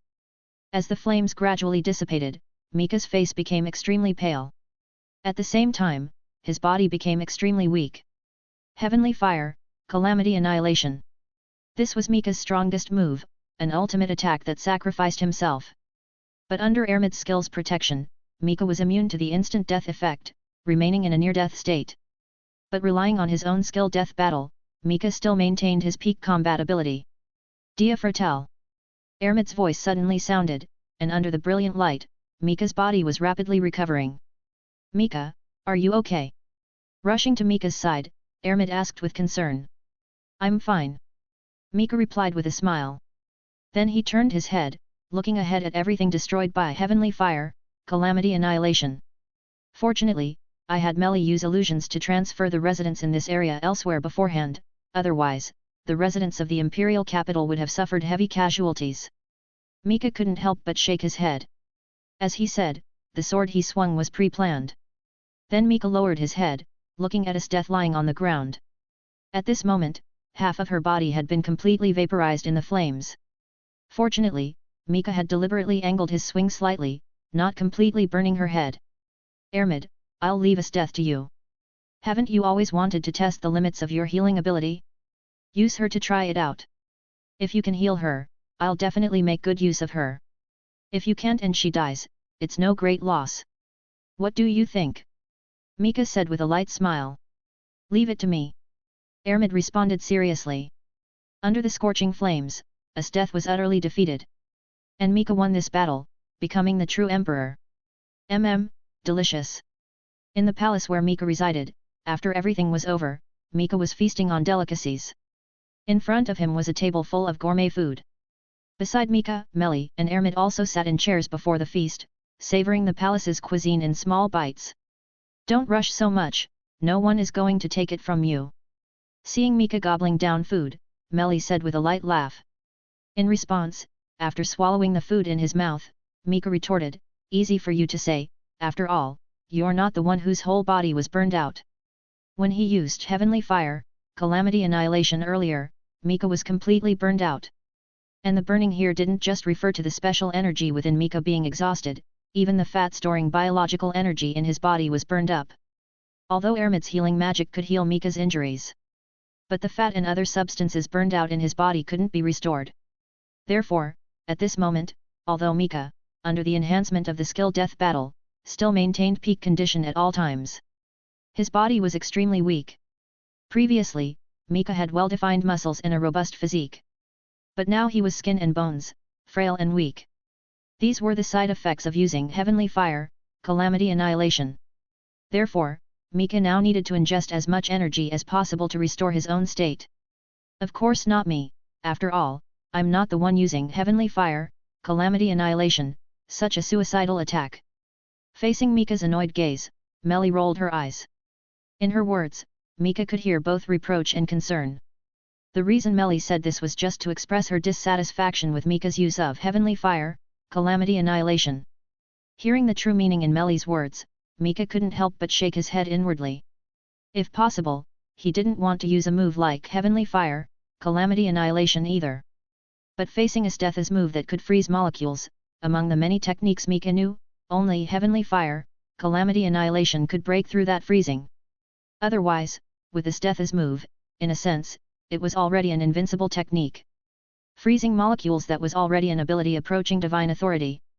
If not for the lack of a corresponding energy system in this world, Esteth's threat level would have increased much more, even reaching near divine levels. Mika believed she had such potential. After telling Melly his thoughts, Melly, beside him, couldn't help but furrow her brows. At that time, because I was far from where you were, I wasn't frozen by Esteth, and I clearly saw her move. Thinking about it now, it truly is an extremely dangerous technique. Esteth is undoubtedly a genius limited by the world. Shaking her head, Melly couldn't help but sigh. No one knew how nervous she was when she saw Mika frozen by Esteth. She immediately rushed out. If Mika hadn't awakened in time, perhaps Melly would have rushed in to rescue him. Really? Is that woman so powerful? Due to the battle, Ermid, who hadn't paid attention to Mika and Esteth's fight, said thoughtfully. At that moment, Ermid developed the idea of healing Esteth no matter what. She felt that such talent would be very useful to Mika. So she would do her utmost. By the way, Ermid, how was the battle on your side? After a conversation with Melly, Mika looked toward Ermid. After defeating Esteth, Mika quickly returned to his chambers and arranged for the servants to prepare food. As for the aftermath, it was all left to Melly at the time. Therefore, Mika knew nothing about the situation on Ermid's side. Hearing Mika's inquiry, Ermid immediately snapped out of her thoughts. On my side, only liver of the three beasts is still alive. Kurom, who had captured him, intended to eliminate him, but your actions on your side affected ours, so he survived and has now been stripped of his Tigu and imprisoned. In addition, among the 4 Rakshasa demons who later joined the battle, only a warrior named Suzuka remains, the other 3 have all died. Also, their Tigu users have all been recovered by me and sent to Gabriel. Ermid immediately told Mika everything about the other side. So that's how it is. Mika nodded slightly. Then he smiled happily. In that case, we no longer have any worries about our actions. With General Buudo's death and Esteth's defeat, the Empire no longer had anyone who could oppose Mika's rule. How about the people you were preparing? Turning his head, Mika seriously asked Melly. Don't worry, everything is ready. Melly said with a smile. Next, as long as you give the order, we can complete the replacement of all remaining governors and key officials in the Empire. Since Mika and the others replaced the Emperor, a considerable amount of time had passed. During this period, Melly had been secretly selecting personnel. As an empire that had lasted 1,000 years, the empire naturally had its own talent selection mechanisms. But over time, and due to the Prime Minister's dictatorship, the empire's selection mechanisms had gradually lost their effectiveness. But even so, many talents still entered officialdom through this selection mechanism. It's just that they were not given important positions. And such a situation had been going on for many years. But with Melly's orders, the intelligence side of the secret unit Nightcrow had expanded into a network covering the entire country. Now that Melly controlled all the civil officials, there was nothing she couldn't do. Therefore, under this network screening, many talents' names appeared on the list in her hands. And these people had already been secretly brought to the imperial capital for training under her arrangements. Among them, the most outstanding group had already gone to the southern and western parts of the empire earlier, replacing the local governors and other key officials. Their coverage accounted for 1/3 of all counties in the country. Next, as long as Mika gave the order, the remaining 2/3 would also be completely under his control. At that time, the empire would be entirely in the hands of the three of them. Chapter 167 The New Grand General, Night Raid Crucial Mission. Well done, Meli. Making you the Prime Minister was definitely the right choice. After listening to Meli's report, Mika praised her cheerfully. For someone like him, who mostly knew how to fight and occasionally pretended to be wise using his foresight, having a secretary like Meli was simply fantastic. Of course. Hearing Mika's compliment, Meli couldn't help but feel a surge of joy. Although she didn't show any trace of it on her face, her fist clenched tightly within her sleeve. Isn't it a bit risky to replace so many officials all at once? On the other side, Ermid considered other aspects after hearing Meli's plan. It is somewhat challenging, Meli admitted softly, shaking her head. But in my view, ensuring the local authorities' absolute obedience to the central government is paramount. As long as the localities fully comply with the central directives, and the orders we issue are sound, there shouldn't be much turmoil. Besides, the people I've assigned aren't inexperienced, they all have the potential to become capable administrators. As long as Nightcrow keeps a constant watch over the regions, we'll firmly grasp the situation. Meli spoke with confidence. Under her leadership, the intelligence division of Nightcrow had expanded from just a few hundred members to several tens of thousands. To maintain the team's integrity, Meli personally met every Nightcrow agent, imprinting in their hearts a deep sense of duty and loyalty. Because of this, she met with teams gathered from all over the country daily, sometimes seeing hundreds of people at once. This meticulous approach was why Meli had such confidence in her subordinates. That's reassuring. You're truly remarkable, Meli. Your work is impeccable. Ermid praised with a gentle smile. It's nothing, after all, these are my responsibilities, Meli replied modestly. Seems like you're also interested in administrative matters, Ermid. Mika asked curiously from the side. A bit, Ermid nodded. I've been leading Nightcrow's combat division for some time now, and I've gradually developed an interest. I see, Mika mused, nodding slightly. He then adopted a thoughtful expression. Seeing this look on Mika's face, Ermid couldn't help but feel a shiver run down her spine. She knew he was definitely contemplating something involving her, likely arranging a position for her. Thinking of this, Ermid wanted to step forward to dissuade him. In her mind, her managerial skills might not be up to the task Mika had in mind. But Mika acted faster than she anticipated. In that case, Ermid, how about you become the Grand General? Mika suggested with a grin. Hearing this, Ermid couldn't help but press her hand against her forehead. As expected, Mika had assigned her a position, and it was none other than the highest military rank, Grand General. This immediately made her uneasy. Being Grand General is perfect. Ermid, you should definitely take the position. Meli chimed in excitedly upon hearing Mika's proposal. With you as Grand General, the three of us will be the ultimate triumvirate ruling the Empire. Emperor, Prime Minister, Grand General. It's absolutely fitting. She cheerfully hugged Ermid's arm from behind, her eyes sparkling. Well. Ermid hesitated, intrigued by the idea but held back by her sense of responsibility. What is it? Meli asked, noticing her reluctance. What if I don't perform well? Ermid voiced softly. Meli burst into laughter. Don't worry. No one masters something instantly. In the beginning, if there's anything you don't understand, you can always ask us. Over time, you'll learn how to be a competent Grand General. Meli encouraged her with a playful wink. Are you sure that's okay? Ermid was still apprehensive. She was genuinely concerned about hindering important matters. Of course. Having just finished all the food on the table, Mika chimed in with a smile. I've already decided you're the only one fit for the role of Grand General, Ermid. Seeing Mika's determination, Ermid no longer hesitated. All right, I understand. I'll do my best to learn. That's the spirit. Mika and Meli replied in unison, smiling warmly. In the imperial capital, the atmosphere was bustling. Under Meli's orders, numerous soldiers stationed near the capital were rapidly repairing the sections that had been severed by Mika's sword strike. Additionally, many civil officials were assisting residents whose homes had been destroyed, organizing temporary accommodations and assessing their losses. They assured everyone that their homes would be fully rebuilt and even offered compensation exceeding their losses. Because of these promises, the residents remained calm, with no thoughts of causing unrest. Of course, this was also partly due to the intimidating image of officials during Prime Minister Honest's tenure. Although Honest was no longer in power, such impressions weren't easily erased overnight. Ironically, thanks to Honest's legacy, Meli's dispatched officials found it easier to manage and appease the populace. While reconstruction was fervently underway. In a bookstore owned by Lubbock in the capital, the members of Night Raid had gathered to discuss recent events. That was absolutely shocking. Leon exclaimed, sprawled out on a sofa. When that flaming sword came down, I thought my heart would leap out of my chest. Same here. Mine agreed, wiping sweat from her brow, her voice still shaky.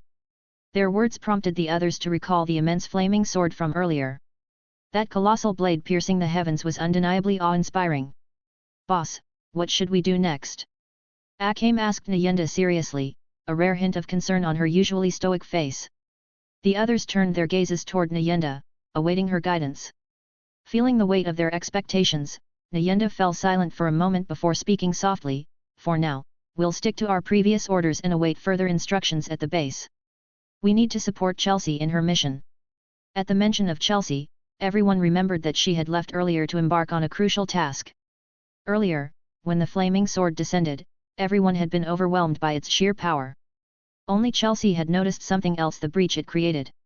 The sword had sliced through the capital, severing walls and buildings alike, including a section of the palace's outer wall.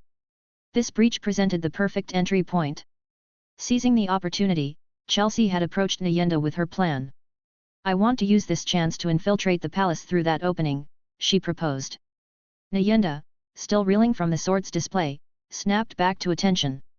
After a brief contemplation, she shook her head. It's too dangerous. The palace is clearly in chaos right now, with powerful forces clashing. You could easily get caught in the crossfire. Besides, we have other ways to enter the palace. There's no need to take such a risk, especially given your limited combat abilities. Nyenda expressed her concerns. But Chelsea, experienced and astute, had thought it through. Boss, with all due respect, it's those other methods that worry me, she countered calmly. From what I know, our usual entry point is facilitated by a girl whose parents both work in the palace. Previously, because of Prime Minister Honest, her parents were imprisoned, which led her to side with the Revolutionary Army. But things have changed. The new Prime Minister, Meli, is just and fair. Under her leadership, many wrongful convictions from Honest's time have been overturned. It's likely that the girl's parents have been released. Nyenda's expression shifted as she processed this information. If that's the case, she might betray us, Chelsea continued. Even if her parents haven't been freed, someone who grew up in the palace would naturally feel a stronger allegiance to the empire. In this situation, instead of helping me infiltrate, she might report me to her superiors, using me as leverage to save her parents. After considering this, I abandoned the idea of relying on her and started looking for alternative methods. This breach is the best opportunity we'll get. For someone with my transformation abilities, there's no better time. Recognizing the validity of Chelsea's concerns, Nyenda nodded. She knew Chelsea's judgment was reliable. As a seasoned assassin, her instincts were honed. All right, I won't stop you. Turning to Bullet, she gave her orders. Bullet, equip your Tigu and get Chelsea as close to the palace breach as possible. Then return using your invisibility. We need to minimize the difficulty of her infiltration. Understood.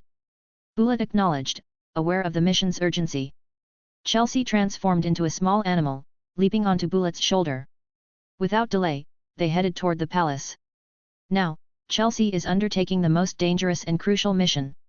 We must remain at peak readiness to support her at any moment.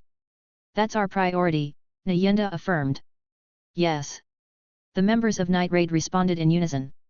Satisfied, Nyenda continued with a slight smile, let's prepare to leave the capital and return to our base. After all, we're wanted criminals. If we're not careful, the soldiers might catch up to us. Agreed. We should depart as soon as possible, Akame added solemnly, ever protective of her comrades. The current environment was indeed perilous for them. Just as they were about to make their exit, Lubbock burst into the room from his post outside. "What's wrong, Lubbock?" Startled by his sudden entrance, everyone instinctively reached for their weapons, ready for a fight. Seeing his familiar face, they relaxed slightly but remained alert, sensing something significant had occurred. Catching his breath, Lubbock's eyes sparkled with excitement. "Boss, everyone, there's fantastic news." "Good news? What is it?" Nayenda asked, puzzled. She couldn't imagine what could warrant such enthusiasm. "It's great!" Lubbock exclaimed. "Word just came from the palace. Prime Minister Honest, who was secretly imprisoned, has been tried and found guilty of heinous crimes. They've publicly listed all his offences. According to the Emperor's decree, he's been sent to death row and will be executed by slow slicing at the execution grounds in a week." "Prime Minister Honest is going to be executed by slow slicing?" Nayenda and the others echoed in astonishment and delight. Chapter 168 Honest's Execution, The Wild Hunt emerges. Prime Minister Honest is going to be executed. Upon hearing this exhilarating news, the members of Night Raid couldn't contain their excitement. Although Honest had been imprisoned before, no one was sure if he might return to wreak havoc on the Empire again. After all, he had once been deeply trusted by the Emperor. But now, finally hearing that Honest was to be executed and by the most severe method of death by 1,000 cuts was the best news imaginable for those who opposed him. That scoundrel Honest is finally getting what's coming to him. "I absolutely have to witness this joyous event in person," Leon declared enthusiastically. As the mastermind behind the Empire's previous turmoil, Honest was universally despised whether by those who had lost loved ones because of him or by people who had suffered under his oppression. Especially for Leon, who hailed from the slums. She knew all too well how miserable life was for the Empire's lower classes under Honest's rule. Her hatred for him ran deep. "Is that so? He is finally going to die." Unlike Leon's excitement, Akame and Bullet felt more a sense of relief. Both had left the Empire because they couldn't tolerate its darkness. Now, with the demise of its greatest source of evil, they felt an immense weight lifted from their hearts even if they now stood in opposition to the Empire. As the others reveled in the news of Honest's impending execution, Nayenda couldn't help but furrow her brow. "Something feels off." "Off?" Hearing Nayenda's words, the others looked at her in surprise. Could there be some kind of conspiracy involved?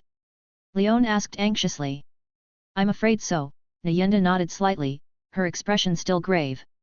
"Is it directed at us?" Akame inquired seriously. "I don't think so," Nayenda shook her head. "It seems aimed at someone else, but I can't say exactly who." Really?" Leon mused. "You smart folks always pick up on these things. I didn't notice anything strange at all." "It's not so much about noticing as it is a gut feeling," Nayenda explained earnestly. "On the surface, this is about executing Honest after his trial, but on a deeper level, it's likely meant to divert the public's attention from the recent battles. But from what I know about the current Prime Minister, Melly, she's the type who thinks several steps ahead. This action seems too hasty, not in line with her usual methods unless she's using it to achieve some specific goal. But I don't know exactly what that is, so it's just a hypothesis." After hearing Nayenda's speculation, the others came to an understanding. "So, should we still go to witness the execution in a week?" Leon asked, a bit concerned. "Yes, why not?" Nayenda replied with a smile. "I don't think this is a trap targeting us. It seems more likely they're aiming at internal enemies. For us, there's no downside. In that case, there's no reason we shouldn't go." "Yes!" Leon cheered, jumping up in excitement at Nayenda's approval. The others couldn't help but smile as well. Their desire to see Honest meet his end was heartfelt and sincere. "Ha ha ha!" Seated atop his throne, Sura laughed maniacally as he read the information his subordinates had brought. As Honest's son, Sura had been influenced by his father from a young age. Unsurprisingly, he had grown into a despicable person. In the past, he had committed all sorts of atrocities in the capital, relying on his father's power. As he grew older, he became bored with such a life and chose to travel the world, collecting strong people and lost Tigu from various places. He himself was the wielder of the Tigu dimensional formation, Shamhala. One day, while abroad, he received a secret letter from a trusted aide, informing him that his father had lost the emperor's favor and was imprisoned. Upon receiving this news, Sura immediately rushed back to the capital. After all, he held great respect for his father. His ambition was to surpass Honest. But after secretly returning, he couldn't find out where his father was being held, no matter how hard he tried. He and his assembled talents were vexed by this, but to no avail. All they knew was that Prime Minister Honest was secretly imprisoned in a Night Raven facility, and no one knew its location. Left with no choice, Sura could only bide his time, hiding in the capital. Now, the opportunity he'd been waiting for had finally arrived. To execute Prime Minister Honest, the Emperor had ordered that he be transferred to death row. Though the prison was heavily guarded. Those guards were soldiers, not Tigu users. To Sura, this was a golden opportunity. Ha ha ha. I knew it. The new Prime Minister wouldn't secretly execute my father. Publicly executing a former minister would greatly enhance her prestige. My original plan was to storm the execution ground, but with this better chance, I won't let it slip by. Crumpling the letter in his hand, Sura looked down at his subordinates and shouted. Everyone, let's storm the death row prison and rescue Prime Minister Honest. Yes, Sura-sama. The assembled elites responded in unison. Well? Are you ready? Melly asked with a smile as she looked at Ermid before her. Hearing Melly's question, Ermid turned around, her expression serious. Of course, everything is prepared. Sura, the son of former Prime Minister Honest, has used his father's authority and wealth to assemble a team of Tigu users. He's a source of chaos in the Empire. This time, we must eliminate him completely. Death Row Prison. Located on the outskirts of the capital, it was an eerie and foreboding structure. As its name implied, only those who had committed heinous crimes and were sentenced to death were held here. Given that this world was not an ordinary one. Most who committed such grave offences were individuals with considerable personal strength. These people often had equally formidable friends or relatives. Great power often led to disregard for the law. Therefore, this prison was the most heavily guarded facility in the Empire. Moreover, in recent years, due to Prime Minister Honest's rampant abuse of power, the number of death row inmates had increased significantly. This had led to even stricter security measures. But today, this heavily fortified prison faced the greatest crisis since its establishment. Attack. Arg. Under the cover of night, the once secure prison was now a battleground. On one side were the prison guards, on the other, Sura and the talents he had recruited from around the world, here to rescue his father. Many of Sura's recruits were Tigu users. For example, the alchemist Dorothea.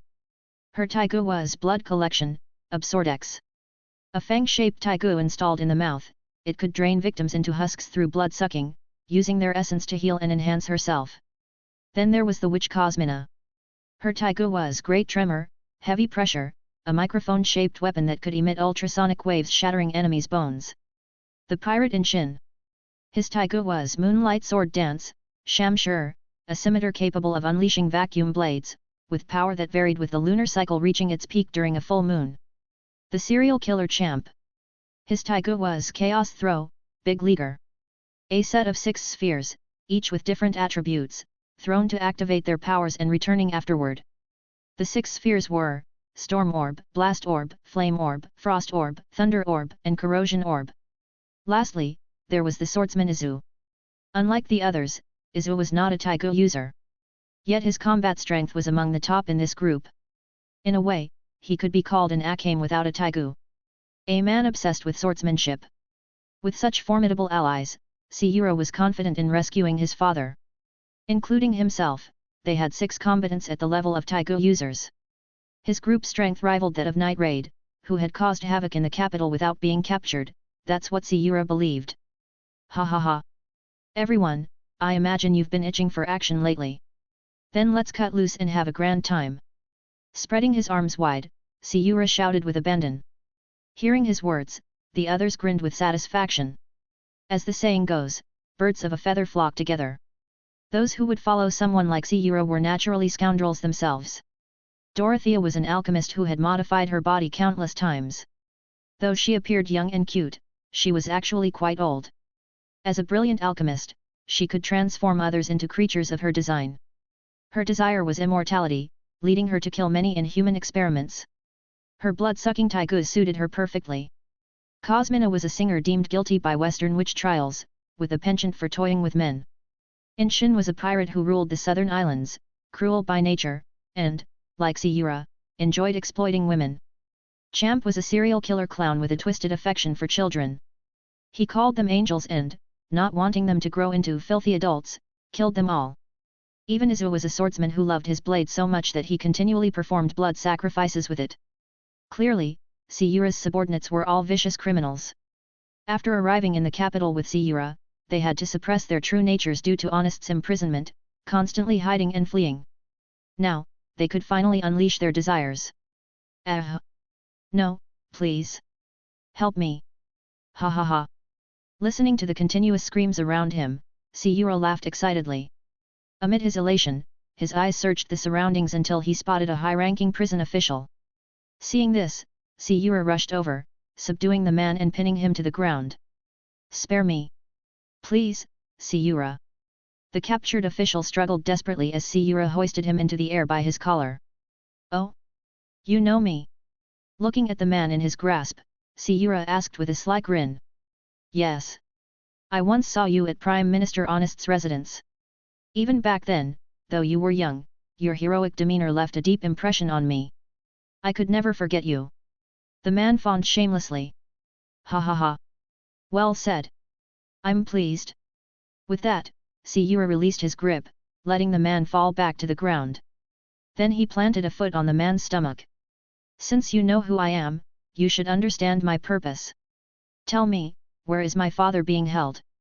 As he questioned, Sura applied more pressure with his foot. The man beneath him cried out in pain. In the depths of the prison, Prime Minister Honest is confined in the deepest cell. So, the deepest part, as expected. Sura nodded in satisfaction. He had guessed his father's location. Given Honest's status, it made sense for him to be held in the most secure area. But to be certain, Sura sought confirmation. Now, his assumption was proven correct. Very good. I'm quite satisfied with your answer. Looking down at the man, Sura lifted his foot with a faint smile. Feeling the pressure ease, the official was overjoyed. Thank you, Sura-sa. Bang. Hey? What did you say? Sura feigned confusion, gazing at the man whose head he had just crushed underfoot. As if unaware of his own actions. But within moments, he couldn't hold back and burst into laughter. Ha ha ha. That fool actually thought I'd spare him. If he knew me, he must have been one of my father's men. But my father has fallen, and yet he's unharmed. Isn't that the mark of a traitor? Traitors must all die. Ha ha ha. With arms wide open, Sura laughed wildly. Ha ha ha. After a burst of unrestrained laughter, Sura retracted his blood-stained foot. He then turned his gaze toward the prison entrance. Cosmina, Inshin, come with me. The rest of you stay here and suppress all resisting forces within the prison. If reinforcements arrive, hold them off until I return. Yes. Upon hearing Sura's orders, the 5 combatants split into 2 groups. Dorothea, Izu, and Champ continued to suppress the prison guards. Meanwhile, Sura led Cosmina and Inshin deeper into the prison. Along the way, Sura moved with incredible familiarity. Facing the intricate maze of the prison, he navigated it as if he'd been there countless times, showing no hesitation whatsoever. In fact, that was precisely the case. As the son of Prime Minister Honest, a true scoundrel, Sura had grown bored of the capital even before reaching adulthood. Like many other depraved nobles, he expanded his indulgences to include humans themselves. Just like the family that Tatsumai once encountered, Aria's family. Sura, along with many corrupt nobles, engaged in similar acts.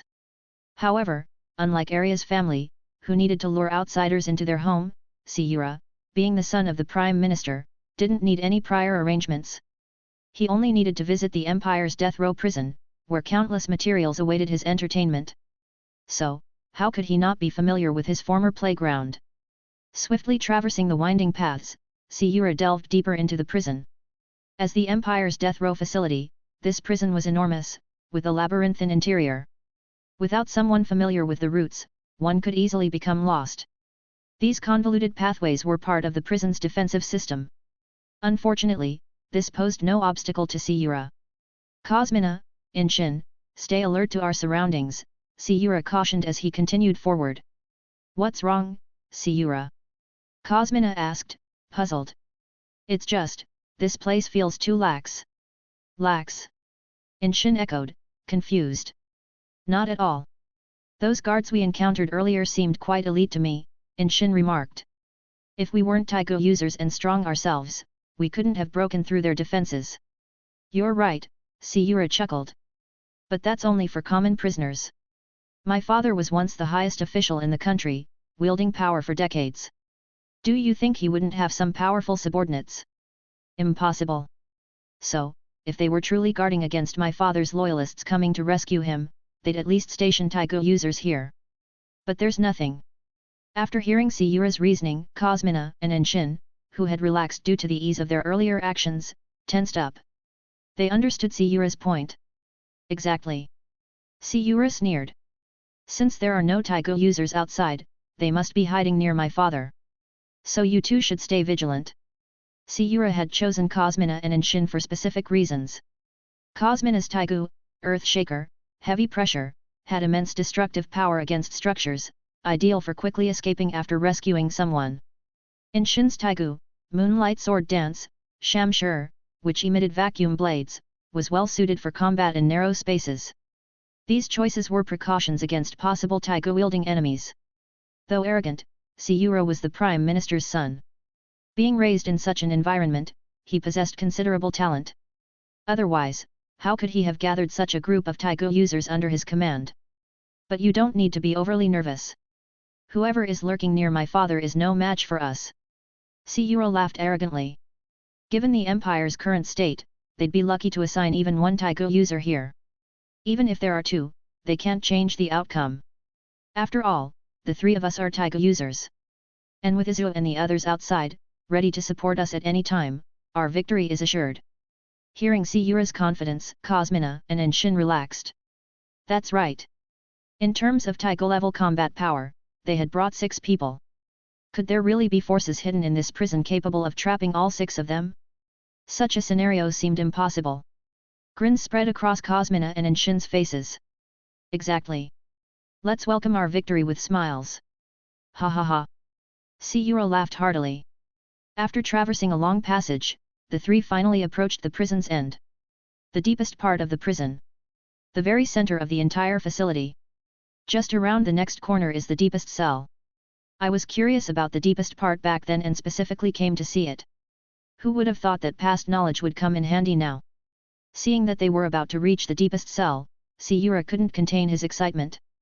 After all, his ambition was to surpass his father. Now, with his father honest imprisoned and awaiting execution, rescuing him personally would undoubtedly prove he had surpassed him. Thinking of this, Sura grew even more exhilarated. He quickly rounded the final corner and, seeing the cell less than a dozen meters ahead, shouted loudly, "Father, I've come to rescue you." "Ah! You've finally arrived." Hearing a woman's voice, Sura's pupils constricted sharply. At that moment, he clearly saw that the person imprisoned at the end of the cell was not his father, but a woman with long blue hair. She was staring intently at him. Estth! Why is she here? Sura exclaimed in shock. Indeed, the person before him was none other than Estth. Damn! Seeing Estth, Sura immediately extended his right hand to activate his Tigu, dimensional formation, Shamhala. This Tigu was a rare spatial type weapon. It allowed the user to teleport to pre-arranged locations. Facing Estth, Sura intended to use it to escape. He was well aware of Esteth's strength. But before he could activate his Tigu, his right hand holding it was severed. At the same moment, Estth appeared beside him. "Don't think of escaping, my prey." "Ah! My hand!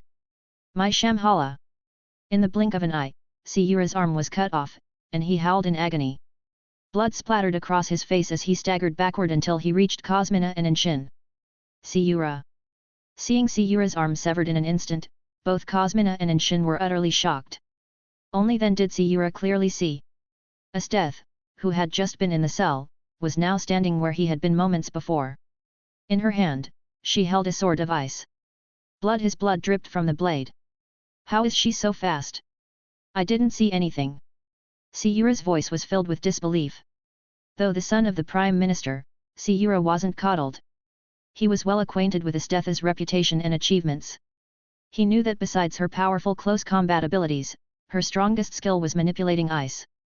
But her earlier movement couldn't be described as merely fast. It was like teleportation, but her Tigu doesn't have spatial abilities.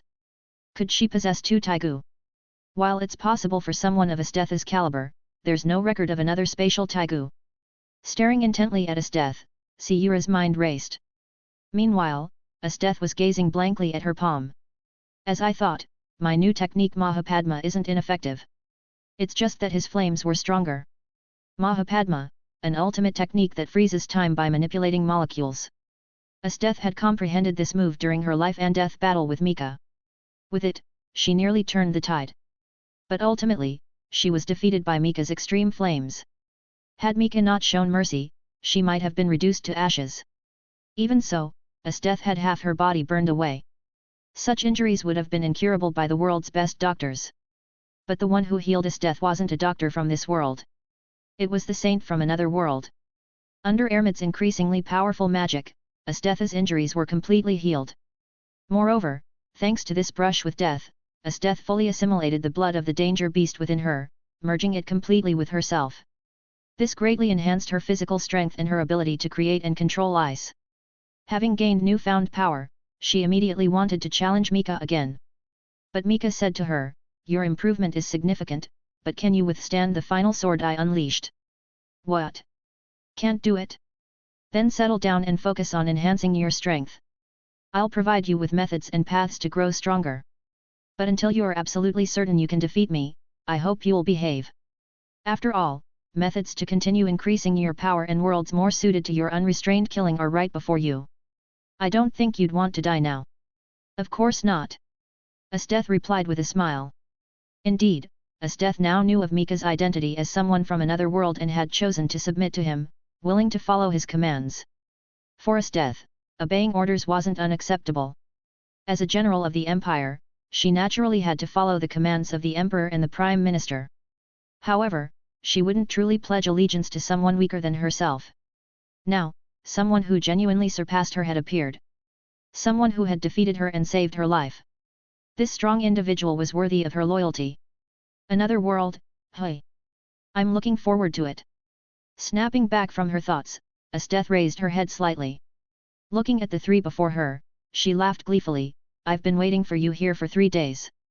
Since you made me wait so long, now that you're here, don't think of leaving." With that, Esteth flashed a kind smile. At the same time, her gaze drifted to the Tigu dimensional formation, Shambhala clutched in the severed hand at her feet. Before coming here, Ermid had specifically instructed Esteth to prevent Sura from escaping using this Tigu. As for how Ermid knew, the intelligence naturally came from Meli. With Honest captured, what information couldn't Meli obtain? It was from Honest that they learned of Sura and his team of Tigu users. Ermid then used Honest as bait to lure them out. After receiving Ermid's instructions, Esteth paid special attention to this Tigu. Like Tatsumi, Esteth was very grateful to Ermid for saving her life. Moreover, with Ermid now appointed as the Grand General, she was Esteth's superior. A spatial Tigu, Shambhala, hey! Without it, you can't escape now, can you? Come on! Let's fight! Esteth raised her palm toward the trio, her voice filled with excitement. After her defeat by Mika, Esteth, a battle maniac with sadistic tendencies, was eager for a victory to soothe her wounded spirit. Before coming, Ermid told me to curb my cruel hobbies a bit and not to massacre so many people. However, small pleasures like torture are still acceptable, especially when it involves criminals. Ah, you three should be such villains, right? Hearing Esteth's cheerful words, Sura and his companions couldn't help but shudder. Though Esteth hadn't made a move yet, the overwhelming pressure emanating from her made it hard for them to breathe. In an instant, without exchanging blows, Sura and the others realized the gap between them. The woman before them was in a completely different league. Don't engage. Retreat immediately. Sura made a swift decision, shouting to Cosmina, "Cosmina, use your Tigu to blast a path for us." Understood. Receiving the order, Cosmina prepared to activate her Tigu. But the next moment, she was grabbed and lifted off the ground. Esteth had appeared before her, gripping her by the neck. With a kind smile, Esteth said, where do you think you're going? Chapter 170. When overwhelmed, just keep swinging. Chelsea's double life. Kill them. Don't panic. Hold your ground. Ah! Outside the prison walls, Izu and Champ were locked in a desperate struggle. Meanwhile, Dorothea, the alchemist, was idly watching from the sidelines. Facing the relentless surge of guards, they continued their unending slaughter. But despite their efforts, they couldn't completely suppress the enemy forces. As time passed, soldiers from the nearby city walls arrived in an endless stream to reinforce the guards. The number of soldiers they faced seemed infinite. Has Sura not come out yet? Izu shouted, swinging his beloved blade to cut down another soldier. He glanced at his two companions, his expression tense. The pressure on the trio was immense. Although ordinary soldiers posed little threat individually, the ceaseless waves were steadily draining their stamina. They knew that even as Tigu users, they were still flesh and blood. Facing strong opponents didn't faze them. But this kind of prolonged attrition was truly exhausting. Who knows? Dorothea replied, casually sending a soldier flying with a punch. Maybe they're running into trouble inside too. After all, the guards out here were way too lax. It only makes sense they'd have stronger forces inside. As someone who had lived for many years, Dorothea might appear young and beautiful, but her experience was vast. She could read the situation at a glance. Is that so? Then how long are we supposed to wait? Izu grumbled. Who can say? But I don't think it'll be much longer, Dorothea mused. Our combat power should have exceeded their expectations. Just as her words faded, footsteps echoed from the prison entrance behind them. Oh? Looks like someone's coming out. Dorothea exclaimed, a hint of excitement in her voice. Hearing the approaching steps, the attacking soldiers halted under their commander's orders, regrouping cautiously. They needed to assess the unfolding situation. Sensing this, the trio turned to face the prison entrance. In their minds, the surrounding soldiers were hardly a threat. But as the footsteps grew louder, the faces of Dorothea, Izu, and Champ turned grim. They could distinctly hear that only one person was approaching. And they knew all too well what that implied. Something must have gone terribly wrong for Sura and the others. The solitary footsteps could mean one of two things: either one of Sura's group had survived, or an enemy was approaching. Neither possibility was acceptable. Realizing this, the trio's earlier nonchalance vanished, replaced by mounting tension. They instinctively shifted into defensive stances. Deep down, they knew the person coming was most likely an enemy. After all, if only one of Sura's team had made it out, they wouldn't be strolling leisurely. And judging by the steady footsteps, whoever it was didn't seem injured. The trio heightened their vigilance. Without Sura's Tigu, escaping from deep within enemy lines would be near impossible. Moreover, the person emerging might very well be the one who single-handedly defeated Sura's entire team. Of course, it was possible that Sura had escaped using his Tigu. But either way, the opponent's strength was undeniable. Having pieced it all together, Dorothea, Izu, and Champ were now on edge. Moments ago, they had been confident and unflustered. Now, they faced a dead end. The shift was abrupt and unsettling. Under the watchful eyes of all present, Esteth's figure slowly emerged from the prison. In her hand, she held Sura, frozen solid, a lifeless ice sculpture. Retreat.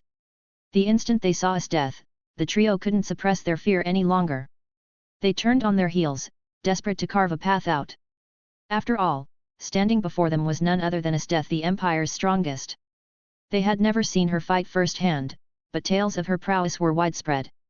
Especially a few days prior, when a colossal flaming sword had risen from the heart of the Imperial Palace. Sura had pointed to it, saying, "That's the power of someone on Esteth's level." It was that display which had cemented their understanding of Esteth's terrifying strength. And so, they chose to flee. "They're running," Esteth mused, a hint of amusement in her voice. "Though such cowardice irks me, it's the wisest choice you could make. But unfortunately for you, I won't let a single one escape." With a sly smile, she watched the three scramble away. Then, without warning, she dashed forward with blinding speed. She intended to capture them all. After all, that was Mika's command. "These 5 Tigu were held by the thieves," Esteth reported, standing before the throne. "The 6 enemies have been frozen by me, but they're still alive. They're imprisoned now. What are your orders regarding them?" Hearing her report, Mika rose from the throne, walking over to examine the Tigu. Dimensional formation, Shambhala, he murmured.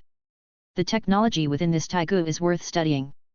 I'm sure Gabriel will be quite interested.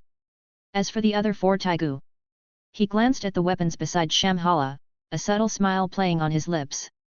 I recall these were among the lost Tigu, weren't they? To think Urom managed to gather them all. He's quite the resourceful one. A soft chuckle escaped him. But his actions spreading chaos in the capital are unforgivable. Estth, I'll leave their punishment to you. Understood, Your Majesty, Estth replied with a sly grin. The thought of new subjects for her interrogation chamber filled her with delight. Oh, and about Dorothea the alchemist, Mika added thoughtfully. She's exceptionally skilled, isn't she? Let's spare her. After all, talents like hers are rare. But to be safe, have her stay with you for now, Estth. Educate her properly. Let her contribute her full abilities to the Empire. Yes, Your Majesty, Estth responded, a glint of interest in her eyes. And so, with Esteth's decisive action, the Empire's last internal threat was eliminated. Under the cloak of a moonless night, in the dim silence of the maiden's quarters, a figure's eyes snapped open. Carefully, Chelsea slid out of bed, silently dressing herself. She eased her way out of the room, every movement calculated to avoid detection. Phew! Once certain she hadn't disturbed anyone, Chelsea exhaled softly. As an assassin and intelligence operative, her identity had to remain concealed at all costs. No surprise the Imperial Palace is so heavily guarded, she mused. Spotting a patrol approaching in the distance, Chelsea swiftly ducked behind a marble pillar. As a prodigy in the art of assassination, her stealth skills were unparalleled. Once the patrol passed, she activated her Tigu, transforming into a small animal. Weaving through the labyrinth of buildings, she made her way to an abandoned section of the palace. Such deserted areas weren't uncommon, especially on the outskirts of the harem. It was precisely this desolation that made it the perfect hideout for Chelsea. She quickly approached her secret stash. In the overgrown weeds beside a derelict building, she unearthed a small box she'd hidden earlier. The box was something she'd found among the ruins, a cheap, discarded item. When she first discovered it, it was filthy and neglected. Probably a keepsake from a maid who used to live here, she had thought at the time. Otherwise, something this cheap wouldn't be in the palace. As for its owner, she's likely long gone. After cleaning it up, Chelsea repurposed it to store her belongings. With the box in hand, she slipped into the abandoned building, settling in a secluded corner. Opening it, she revealed a pen and a roll of parchment inside. These were items she'd gradually gathered since infiltrating the palace. Gently unfolding the parchment, she gazed at the densely packed notes on the first 5 pages. A satisfied smile tugged at her lips. These pages contained all the intelligence she'd collected over this period. Disguised as a maid, Chelsea resided in a communal dormitory. In such close quarters, hiding personal items was nearly impossible. No matter how well she concealed them, there was always a risk her roommates might find them and perhaps even read them out of sheer boredom. After all, the palace maids led lonely lives. Thus, Chelsea had no choice but to hide her notes in unfrequented places. Which explained why she risked sneaking out tonight. Admiring her handiwork, she carefully flipped the first 5 pages to the back. On a fresh 6th page, she began to write. Gripping the pen, she first noted the date. Then, she penned her latest findings. Based on information I gathered from other maids today, it seems that in the battle a month ago, General Estth and Grand General Buudo were the aggressors. However, following that battle, Grand General Buudo vanished without a trace, while General Estth reappeared shortly after, still holding her position. This suggests that the rebellion initiated by Buudo and Estth was swiftly quelled, and Estth chose to defect afterward. This indicates just how terrifying the strength of the Emperor and Minister Meli truly is. Moreover, if even Buudo, known for his loyalty, chose to rebel, then the question of who currently sits on the throne becomes even more intriguing. She paused, reviewing her words carefully. After ensuring the ink had dried, Chelsea neatly rolled up the parchment and returned it to the box. She meticulously restored everything to its original state, erasing any signs of her presence. Transforming once more, she retraced her steps back. Navigating through the palace's intricate pathways, Chelsea moved with practiced ease. Before long, she was back at her quarters. Approaching the door, she glanced at the small mark she'd left, a subtle indicator to detect any intrusions. Seeing it undisturbed, she allowed herself a brief sigh of relief. It meant no one else had ventured out during her absence. In her first 2 weeks at the palace, Chelsea had refrained from any actions. She spent that time familiarizing herself with the environment and building rapport with her roommates. There were 16 maids sharing her dormitory. Over those weeks, she'd meticulously noted their sleeping habits. Who was a light sleeper, waking at the slightest noise? Who tended to get up at night for the restroom? Even how long each of them usually took. Chelsea knew it all. She chose her times carefully when none of them would be up. She was acutely aware that she couldn't always be silent enough to avoid detection. If someone noticed her bed was empty and she wasn't in the restroom, suspicions would arise. And as before, the maids were desperately bored. If anyone discovered her secret tonight, by morning, the entire dormitory would be buzzing with gossip. So she needed plausible excuses. And she limited how often and how long she went out. Even when she learned new information, she didn't rush to jot it down each night. Instead, she only ventured out every 3 to 5 days. If she gathered a lot of intel, every 3 days. If not, every 5. And before transcribing her findings, she'd organize her thoughts thoroughly to minimize the time spent. Another successful night, Chelsea thought with a smile. Gently pushing open the door, she slipped back inside. "Why did it take you so long tonight?" whispered a familiar voice. As she quietly removed her outer garment, Chelsea replied softly, "I stayed out a bit to watch the moon." "Oh? Feeling homesick?" Glancing at her light sleeping roommate, Chelsea asked in a hushed tone, "Don't you ever miss home?" There was a moment of silence. Taking the opportunity, Chelsea slid into her slightly chilly bed. "Missing home won't change anything. Let's just sleep," she murmured. Pulling the blanket over her head, she closed her eyes. Within moments, Chelsea, having completed her mission, drifted into a peaceful sleep. Unaware that every action she took tonight had been observed by someone else. Chapter 171, Identified by the Emperor. "This is Night Raid's assassin? Impressive." Standing atop the rooftop opposite Chelsea's sleeping quarters, Melly couldn't help but chuckle softly. She had observed Chelsea's every move that night with complete clarity. In fact, when Chelsea was sitting in the corner writing down the intelligence she'd gathered, Melly was right beside her, propping her chin in her hands and smiling as she watched Chelsea jot down her notes. Who would have thought we'd inadvertently let a member of Night Raid slip in? And it's all thanks to Ermid's reminder. Recalling Ermid's advice from the previous day, Melly playfully tapped her forehead. As someone who could manipulate others' dreams, since moving into the palace, Melly had been exploring the dreams of its inhabitants night after night. Through this method, she identified all the special individuals hidden within the palace. Among these were lawbreakers, those with ulterior motives, and even spies sent by other factions. In short, there was a myriad of characters. After marking these individuals, Melly began dealing with them. Those who broke the law or harbored ill intentions soon disappeared from the palace without a trace. As for the spies, Melly kept them under secret surveillance. Each night, she would wander through their dreams, checking for any changes. Occasionally, she'd use them to disseminate false information. Then, she'd round up the officials who were the source of these spies. Through these methods, Ermid had purged many corrupt officials during the recent governmental reforms. Subsequently, these spies were expelled from the palace. After several rounds of screening, any problematic individuals within the palace had been eliminated by Melly. Those who remained were either temporarily harmless or useful to her. And all of them were under her watchful eye.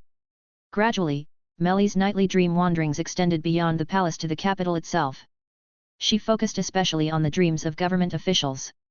The intelligence gleaned from their dreams was invaluable to Melly in her efforts to reform the administration and select suitable personnel. Especially after the battle a month prior. Having taken over all military affairs, Melly's workload had increased significantly. She needed to understand these individuals' thoughts through their dreams. As a result, she hadn't delved into the dreams of palace inhabitants outside of those under surveillance for quite some time. Yesterday morning, after a meeting with Mika, Ermid and Melly left together. Ermid suggested to Melly, "Perhaps it's time you did another sweep of the palace staff." "Hey? Why is that?" Melly asked curiously. Ermid explained seriously, "The grand display Mika made during the recent battle might draw those harboring ill intentions toward the Empire to the capital. From previous intelligence, we know the Revolutionary Army possesses a Tigu called Jia Foundation, which allows the user to freely change their appearance and transform into any creature. The wielder is a master assassin within the Revolutionary Army. I believe that, given the Revolutionary Army's current constraints, they might send such an assassin to the capital. Even if they can't harm us directly, those around us might fall victim to her. It's better to be cautious. I understand, Melly nodded earnestly. She knew Ermid's concerns well. After all, they were surrounded by the nation's elite, many of whom fit the criteria for recruitment into their own familia's branches. As one of the leaders of their familia, Ermid couldn't tolerate her people dying inexplicably at the hands of an assassin. Moreover, after spending so much time together, they had become friends. Who could stand by and watch their friends die? After I scan the palace staff, I'll search the capital for any signs of assassins, Melly said seriously. Good. Ermid nodded slightly. As our subordinates, dying honorably in open combat is acceptable. But falling to an assassin? I understand, Melly replied firmly. She empathized with such feelings. Assassins, those backstabbers as Mika called them, were indeed detestable. While Night Raid was also an assassination group, their methods involved killing covertly, not true assassination. It was thanks to Ermid's suggestion that Melly had, the previous night, quickly scanned the dreams of everyone in the palace. And that's how she found Chelsea. Joining the Revolutionary Army's assassination unit to correct this twisted world, hey! What admirable spirit! But unfortunately, we're on opposing sides now. Recalling the girl's past she witnessed in the dream, Melly couldn't help but shake her head. How to deal with you depends on Mika. After standing in place for a moment, Melly departed. Now that she'd discovered an assassin infiltrating the palace, the next step was deciding how to handle her. And she planned to let Mika make that decision. After all, both she and Mika held favorable impressions of the Revolutionary Army. There might be those within the army who used the revolution for personal gain. But Melly believed that most genuinely embraced revolutionary ideals. From what she'd seen in Chelsea's dreams of Night Raid and its members, their shining spirits filled Melly with joy. She really liked the people of Night Raid. What's her name again? Hearing the name of the assassin Melly had found in the palace, Mika's heart skipped a beat. Her name is Chelsea. Is something wrong? Melly asked, puzzled. No, nothing's wrong. There's a big problem. Mika thought silently. Who was Chelsea? She was the woman who had broken Mika's heart. When he first watched Akamega kill, Mika had taken a liking to her. And then she died. Seeing her head displayed atop a tower had shattered Mika. He hadn't watched any of the subsequent episodes. He only learned about the later plot and the manga's storyline through fanfictions and online summaries. Back then, even the deaths of Sheely and Bullet hadn't impacted him as much as Chelsea's. Well, the woman who once toyed with my emotions has fallen into my hands. Thinking this, Mika couldn't help but smile. I'll handle this assassin. He said with a light laugh, I've been rather idle lately. But... Noticing Melly's hesitant expression, Mika chuckled knowingly, don't worry, I'm not an S like Estth. I won't harm her. I wonder if I can get assigned to work in a different area. That way, I can gather new intelligence. In the main corridor of the palace, Chelsea, who had just woken up, was sweeping the floor alongside her roommates. As she worked, she pondered how to continue gathering information. After infiltrating the palace, Chelsea found that information about the events from a month ago was surprisingly easy to obtain. It seemed no gag order had been issued. Over half a month, she had effortlessly filled nearly 6 pages with intelligence. But as time passed, she'd exhausted the information sources in her immediate surroundings. She needed to expand her reach. However, the palace was a highly restricted place, she couldn't go wherever she pleased. Lately, Chelsea had been feeling troubled. How could she continue gathering intel? I need to find a way to get promoted. Otherwise, I might never access new sources. Watching her roommates chat and work cheerfully, Chelsea contemplated. Currently, because the emperor was still young, there was no empress or consorts in the harem. As for the empress dowager, she had perished alongside the previous emperor before the current one ascended the throne. This lack of legitimate leadership in the harem meant there were virtually no promotion opportunities for maids. Still, if the emperor takes a liking to someone, they might instantly become influential in the palace. Recalling the dreams of many palace maids, Chelsea shook her head. What are you thinking, Chelsea? You're here to gather intelligence. But, what if the Emperor does notice me? Lost in her thoughts, Chelsea's cheeks flushed. What are you thinking, Chelsea? A voice suddenly sounded behind her, startling Chelsea. She turned to see her friend from the dormitory. Feigning shyness, Chelsea replied, I wasn't thinking about anything. Oh, if you weren't thinking about anything, why is your face so red? Could it be, you're thinking about a man? Hearing her roommate's teasing, Chelsea quickly retorted, no way. Don't accuse me without reason. Who's accusing you? Your face says it all. But I get it. You're so pretty. If the Emperor notices you, you'll soar to the top. Gazing at Chelsea's face, the girl sighed. According to palace rules, any maid selected to serve in the palace had to come from a respectable family and possess an elegant appearance. Even among elegant appearances, there were differences. The appearance of the girl Chelsea was impersonating was exceptional, even among the elegant. Hearing her roommate's sigh, Chelsea couldn't help but recall the face of the maid she was impersonating. When Buudo had escorted her to the palace, they hadn't seen anyone at the breach point due to unforeseen circumstances. They had snuck in. The maid Chelsea was now impersonating was the first one they encountered. They knocked her out and, before the guards returned to the breach point, smuggled her out. Chelsea then assumed the maid's identity, seamlessly blending into the palace. Noticed by the Emperor? That's impossible. After all, the Emperor is still a child. Chelsea shook her head. Make way. Step aside. His Majesty is coming. Just as Chelsea and her roommate were chatting while working, their supervisor suddenly shouted. They looked up to see a procession approaching along the main road. In the current palace, only the Emperor could command such a grand entourage. Seeing this, the maids quickly moved to the side of the road, standing neatly in a row.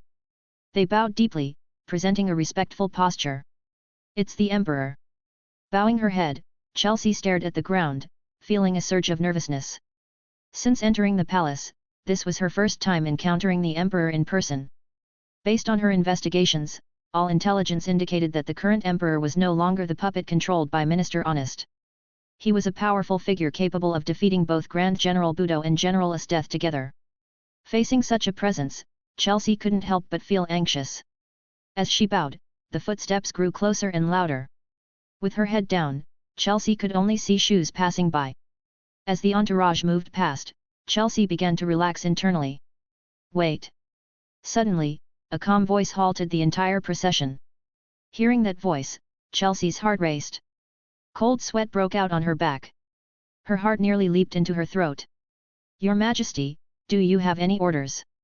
An attendant quickly stepped forward to inquire. That maid raise your head. Upon hearing this command, all the maids trembled. At that moment, not only Chelsea but every maid felt a surge of nervousness. How they wished the Emperor was referring to them. But none dared to look up to confirm. After all, acting without orders was a grave offense in the palace. Your Majesty, which one are you referring to? Understanding the protocol, the attendant asked respectfully.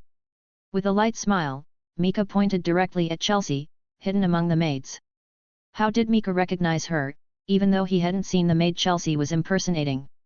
Naturally, it was thanks to his transparent world ability. Under the gaze of the transparent world, the true nature of everyone was laid bare before Mika. Following Mika's indication, the attendant approached Chelsea and said with a smile, Please raise your head. His Majesty is calling you. Realizing she was the one being addressed, Chelsea felt a surge of extreme tension. But her past experiences and superb acting skills allowed her to flawlessly portray the role of a maid chosen by the Emperor. She lifted her head, meekly looking at Mika. What's your name? Alice, she replied. Alice? A good name. Mika nodded with a gentle smile. You're quite exceptional. From today onwards, you'll serve as my personal maid. Chapter 172, Spy in the Spotlight, Escape Plan or Endgame. Chelsea stood dumbfounded, watching the departing entourage. She was utterly bewildered. How did she so inexplicably catch the Emperor's eye? Could this imposter Emperor be a lecherous fiend? At that thought, Chelsea's face showed clear resistance. Beside her, her former roommates were seething with envy as they looked at her expression. After all, which maid entering the palace didn't wish to be noticed by the Emperor? But now, Chelsea, who had been chosen, displayed a look of rejection. If it weren't for the Emperor's personal attendant standing nearby, they might have given her a good beating to vent their jealousy. "Miss Alice, we should be going," the attendant said respectfully, knowing that Chelsea had gained the Emperor's favor. Even his address had changed to a more honorable one. "Ah, yes." Chelsea hurriedly followed after hearing the prompt. And so, she walked alongside the attendant in the direction the Emperor's procession had gone. Behind her, her former roommates called out. "Chelsea, don't forget to come back and visit us. Don't forget about us. Be careful in front of His Majesty." Hearing their shouts, Chelsea turned and waved before facing forward again. She no longer had the energy to worry about such trivial matters. After all, she had more pressing concerns now. As an assassin disguised by her Tigu's transformation ability, staying close to a strong fighter like the Emperor increased the risk of exposure. When that happened, her life would be in grave danger. What should I do now? Chelsea thought anxiously as she looked toward the distant procession.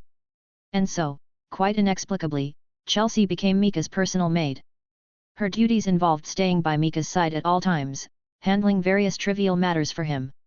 Such a life was easy for Chelsea, given her rich experience in assassination and espionage.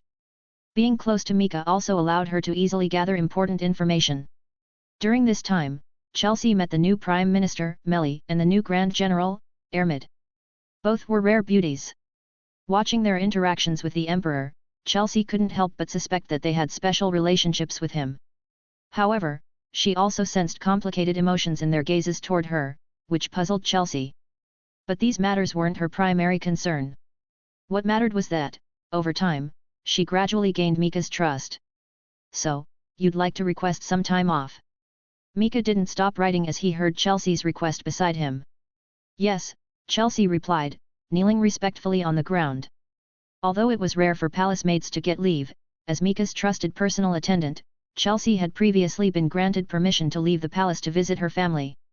After all, the identity she had assumed, Alice, was a native of the capital. "Very well, I approve," Mika said calmly without looking up. "Thank you for your Majesty's kindness," Chelsea said excitedly. Finally, she had a chance to pass on the intelligence she had gathered. After packing her belongings, Chelsea let out a deep sigh. "I can finally leave this place," she murmured to herself. As Chelsea said, once she left this time, she wouldn't return. During her time with Mika, she deeply understood how dangerous he was. She had followed him to a secret workshop within the palace. There, young but incredibly skilled craftsmen forged weapons of astonishing quality.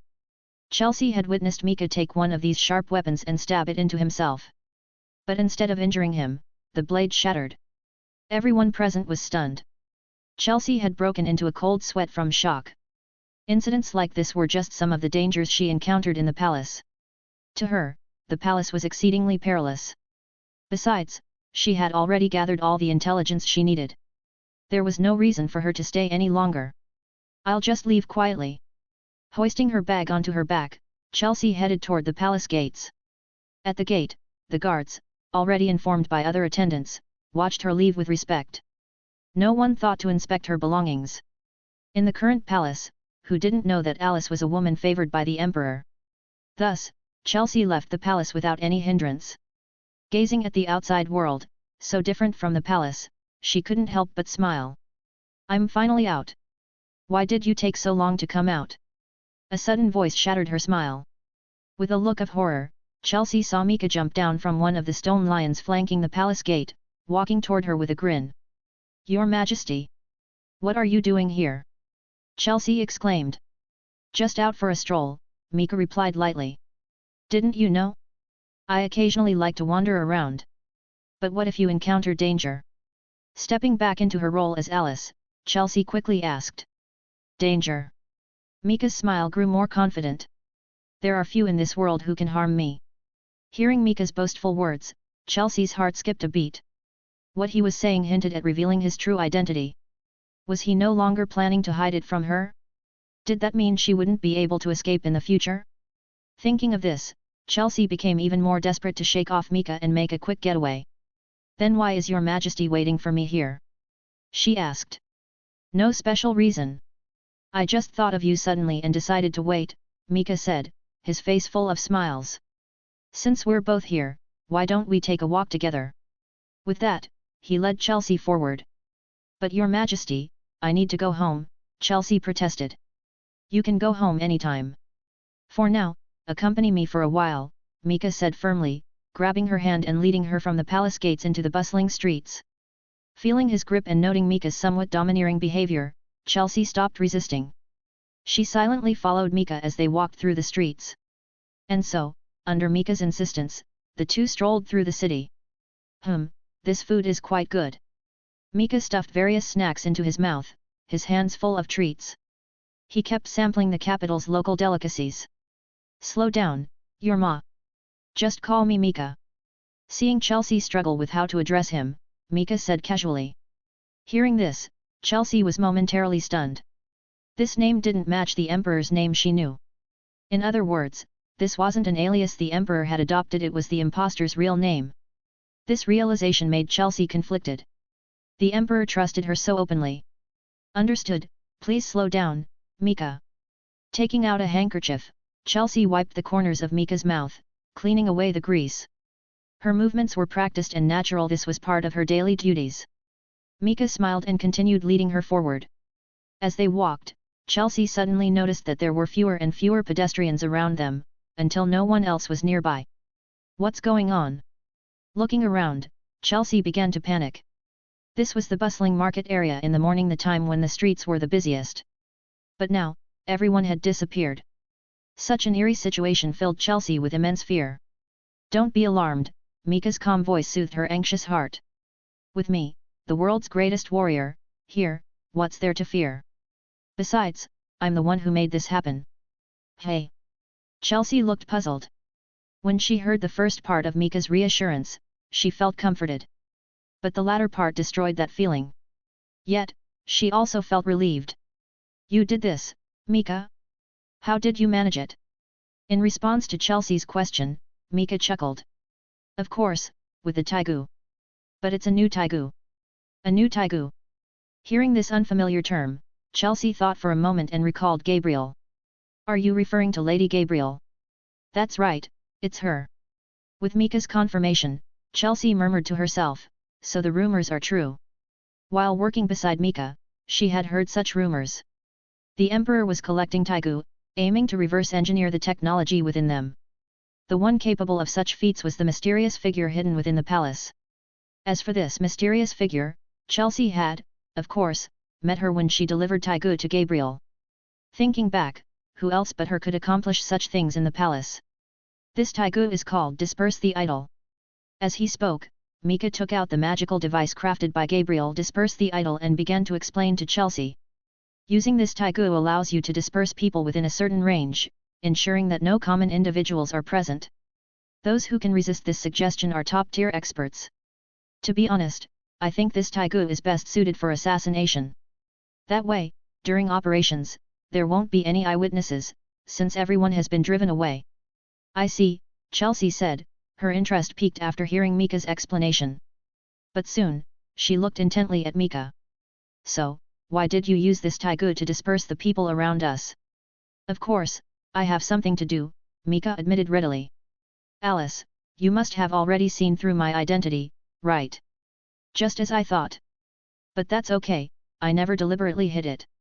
The fact that you've discerned it shows your intelligence. Is your Majesty planning to silence me? Chelsea asked calmly, gazing at Mika.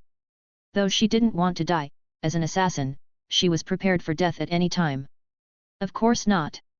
I told you, I've never hidden my identity, Mika smiled.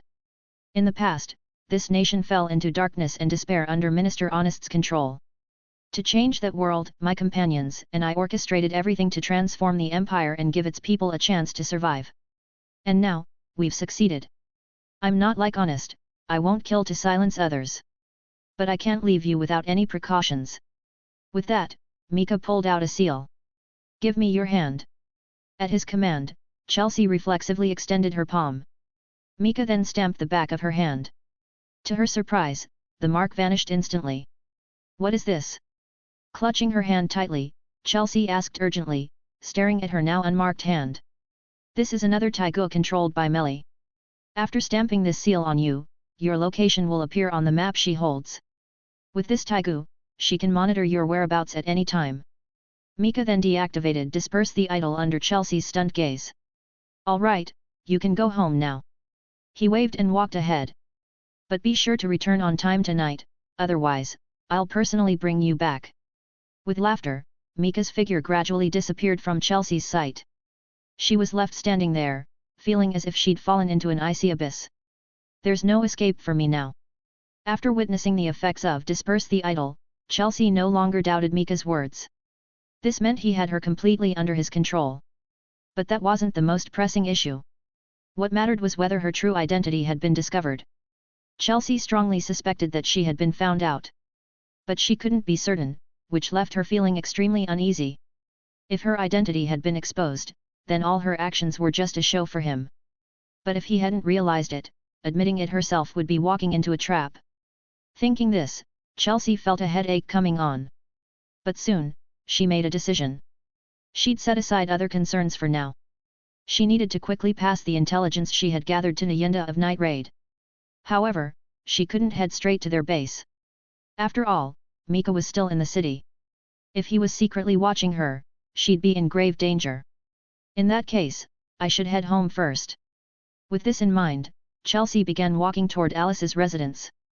Chapter 173 Mass-producing Tigu, Nyenda's resolve. Mom, Dad, I'm home. Alice. Within her family home, Chelsea, flawlessly disguised as Alice, greeted her parents with a cheerful smile. Surprised by their daughter's sudden return, Alice's parents immediately began preparing a feast. After dinner, Chelsea excused herself, claiming she wanted a nap, and retreated to her room. Excellent. Preparations complete. Time for some covert action. Opening the window and transforming into a cat, she swiftly scaled the roof. After confirming that no one was watching, Chelsea quickly made her way to the rendezvous point designated by Buudo before her infiltration of the Imperial Palace. Lubbock's bookstore in the capital. Lubbock. Chelsea. Lubbock, who was leisurely reading in the bookstore, instantly recognized the cat's voice. Chelsea had escaped the palace. You actually managed to get out of the palace alone. You're amazing. No time for pleasantries. Listen up. Chelsea said quickly, still in her feline form. Seeing her urgency, Lubbock immediately grabbed paper and ink from under the desk, preparing to take notes. Chelsea nodded in approval and began relaying the intelligence she had gathered during her time in the palace. Based on the information I've collected, it's certain that the emperor in the palace has been replaced. And they've completely taken control of the empire in this short time. Trying to sow discord within the empire by spreading this news won't work. Those in power, along with their mysterious backers, are way too strong. Chelsea concluded grimly. Meanwhile, Lubbock, frantically scribbling down her words, was drenched in sweat. He hadn't anticipated such a drastic turn of events within the palace. The imperial family, who had ruled the empire for 1,000 years, had been overthrown and replaced. Through force, no less. It was almost unbelievable. Did you get all of that? Chelsea asked seriously. Yes, I have it all, Lubbock confirmed, nodding earnestly. Good. I can't stay long. I need to get back. But the intelligence gathering is done. There's no need for you to return. Lubbock protested, trying to dissuade Chelsea from going back. He knew full well the dangers of infiltrating the imperial palace. He couldn't bear the thought of Chelsea risking her life. Idiot, if I had a choice, I wouldn't go back. Chelsea retorted, rolling her eyes. Didn't I just tell you? Someone inside the palace is creating a new Tigu, and I've been marked by it. The Tigu user can track my location at any time. I can't escape. Chelsea trusted Mika's words implicitly. After all, he had no reason to lie. She had witnessed the power of the supposed new Tigu firsthand. The existence of such a tracking-type Tigu was entirely plausible.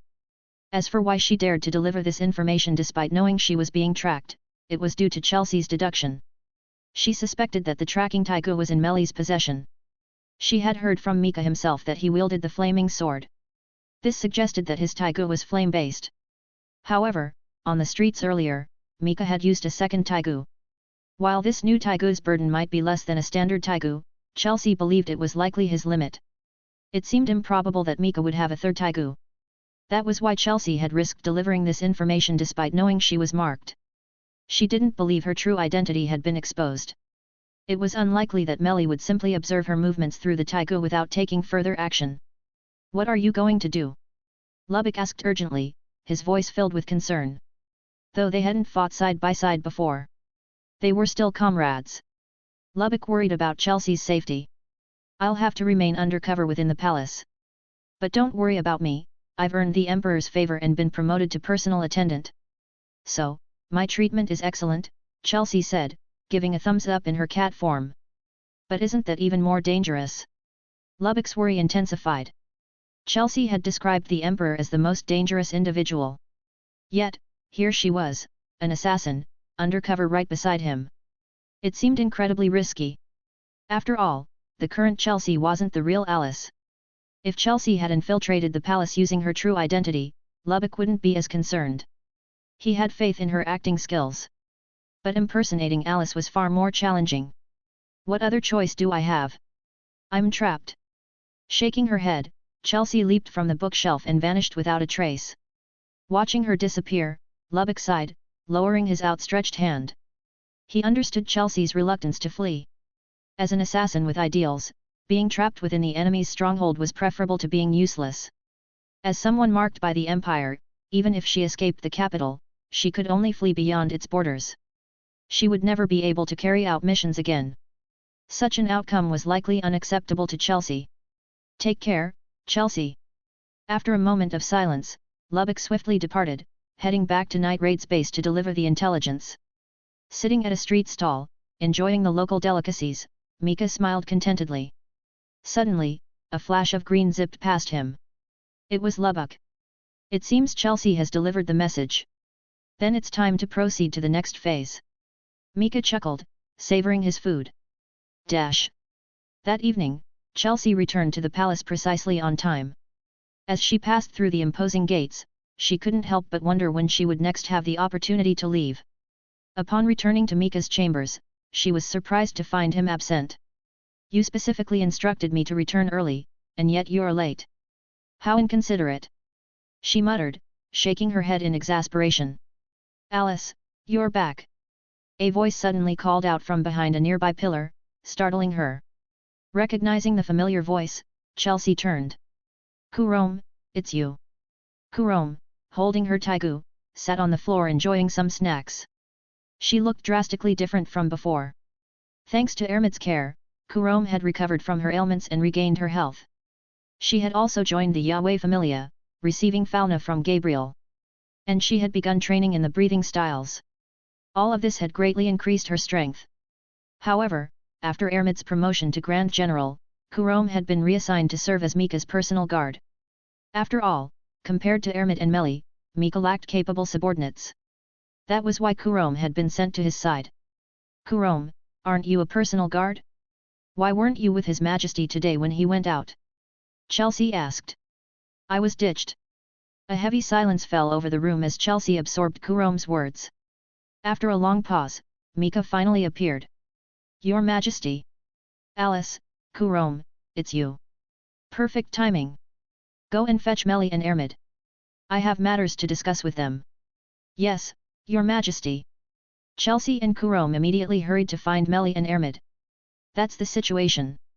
Back at Night Raid's base, Lubbock quickly relayed the information he had received from Chelsea to Nyenda. "So it's true." Nyenda's expression turned grim as she listened to Lubbock's report. "In a sense, the empire we once knew has already fallen." Recalling her past experiences within the empire, a complex mix of emotions flickered in Nyenda's eyes. She hadn't imagined the empire would fall in such a manner. Pushing aside her sentiments, Nyenda refocused on Mika, the current ruler of the empire. He was now the true enemy of the revolutionary army. But the information from Chelsea's report filled Nyenda with dread. Defeating General Buudo and General Estth. Subduing General Estth. And being the one who unleashed that colossal flaming sword. Each of these feats was astonishing, almost unbelievable. And now, all three pointed to the same individual. Such a powerful figure was undoubtedly a formidable threat to the revolutionary army. Perhaps even an insurmountable one. But a final confrontation was inevitable. Shaking her head, Nyenda thought of Chelsea. If things are truly as dire as she described, then all we can do is wish her well. Recalling Chelsea's resolve, Nayenda's eyes filled with determination. She hadn't despaired even when facing Estth, she couldn't afford to lose hope now. Lubbock, inform Akame and the others of everything you know. Akame will temporarily assume command. I must return to Revolutionary Army headquarters immediately to discuss our next move with the strategists there. Understood. Seeing Nayenda's serious expression, Lubbock responded earnestly. While Nayenda was away, drastic changes unfolded once more in the imperial capital. An order came from the palace. A craftsman devoted to the god of the forge had replicated the great achievement of the first emperor from a millennium ago, successfully forging new Tigu. Therefore, the emperor decreed that the god of the forge would be recognized as the empire's official god. He would receive worship throughout the land. Furthermore, the emperor ordered all skilled craftsmen across the empire to report to local officials and travel to the capital to participate in the Tigu forging project. This decree sent shockwaves throughout the nation. The current emperor had rediscovered the lost art of forging Tigu and planned to mass-produce them. This news was a devastating blow to those schemers who had anticipated the empire's downfall and planned to seize power in the ensuing chaos. After all, the empire's millennium-long rule had been maintained by its absolute dominance in Tigu. Throughout history, the empire had faced several near collapses due to incompetent rulers. But each time, it had survived thanks to its Tigu. As long as the empire controlled these powerful weapons, no force could overthrow it. Take General Buudo's Tigu, which could manipulate thunderclouds, for example. It offered an undeniable advantage in battle. The widespread belief in the empire's impending doom stemmed from the fact that, over the millennia, many of the original 48 Tigu had been lost, scattered throughout the land. This had significantly weakened the empire's control. But with the emperor now able to forge new Tigu, the empire would regain its military dominance. After all, compared to the newly established empire of the past, the current empire had experienced Tigu users. And their accumulated knowledge and resources were vast. This made it possible for the empire to produce hundreds, perhaps even thousands, of new Tigu. This would undoubtedly stabilize the empire's position. Therefore, upon hearing the emperor's decree, many ambitious individuals abandoned their plans. Compared to an empire armed with countless Tigu, any rebellion seemed futile. Upon learning of this decree, Nayenda, who had returned to the Revolutionary Army headquarters, immediately flew back to the capital, riding a danger beast. Meanwhile, skilled craftsmen from all over the empire began making their way to the capital upon receiving the emperor's summons. After all, participating in the Tigu forging project was an immense honor. Chapter 174, Spill the Emperor's Secrets, Night Raid Daring Strategy. The Path of the Forge, you say? Nayenda tapped her fingers on the table, studying the intelligence report Lubbock had compiled. She had just returned to Night Raid's base after a trip to Revolutionary Army headquarters. It seems our new emperor has grand ambitions. After a moment of contemplation, Nayenda sighed. The empire's recent actions suggested a larger plan at play, which wasn't good news for the Revolutionary Army. Such large-scale operations implied that the empire was now firmly under the emperor's control even with their identities exposed. According to Chelsea's reports, the current emperor hadn't bothered concealing the fact that he had replaced the original. The palace staff openly discussed it. It was impossible for the court officials to be completely unaware, especially after Estth and Buudo's attempted coup upon their return from the expedition. The entire court would have been present. Yet, no one had leaked this information. This suggested the court was firmly under their control. This presents a difficult situation. Lighting a cigarette, Nayenda recalled the discussions at Revolutionary Army headquarters and shook her head. The Revolutionary Army found itself in an awkward position. Their rallying cry had been to liberate the oppressed masses from the empire's tyranny. However, under Meli's rule, the empire's policies had shifted towards leniency, accompanied by a crackdown on corruption. Corrupt officials were being purged, and the empire rejoiced. In this new era, the Revolutionary Army's message no longer resonated as strongly. After all, if given a chance at a better life, who would choose rebellion? It was a crime punishable by death. As the empire implemented its new policies, the Revolutionary Army's foundation began to crumble. It can't be helped. Minister Honest's execution was too well received. After 1,000 years of imperial rule, the people's loyalty is deeply ingrained. Honestly, even I've considered returning to the military. Buudo admitted with a sigh. What? Are you planning to surrender? Bullet.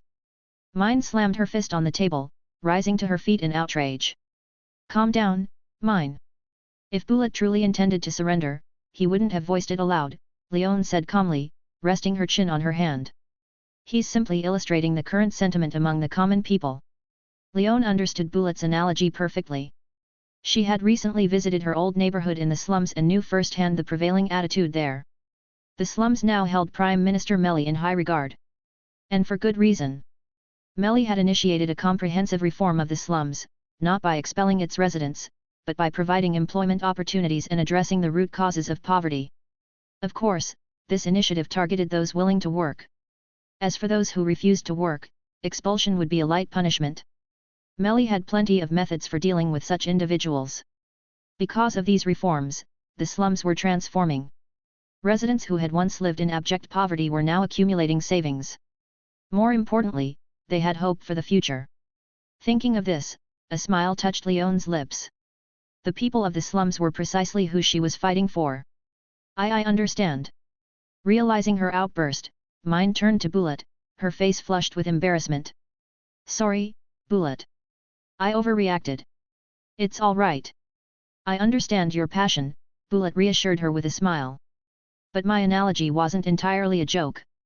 His expression turned serious. I imagine I'm not the only one who feels this way. Nyenda and Akame's faces also grew somber. Both had once served the Empire, leaving because of its darkness. But now, that darkness had lifted, replaced by a revitalized empire filled with hope. Such an empire held a certain allure. But they were no longer part of it. Even they couldn't help but wonder what it would be like to return. Bullet is right.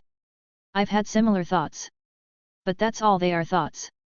Akame looked at her comrades, her expression resolute. My place is here, with you all. You are my companions. That's right.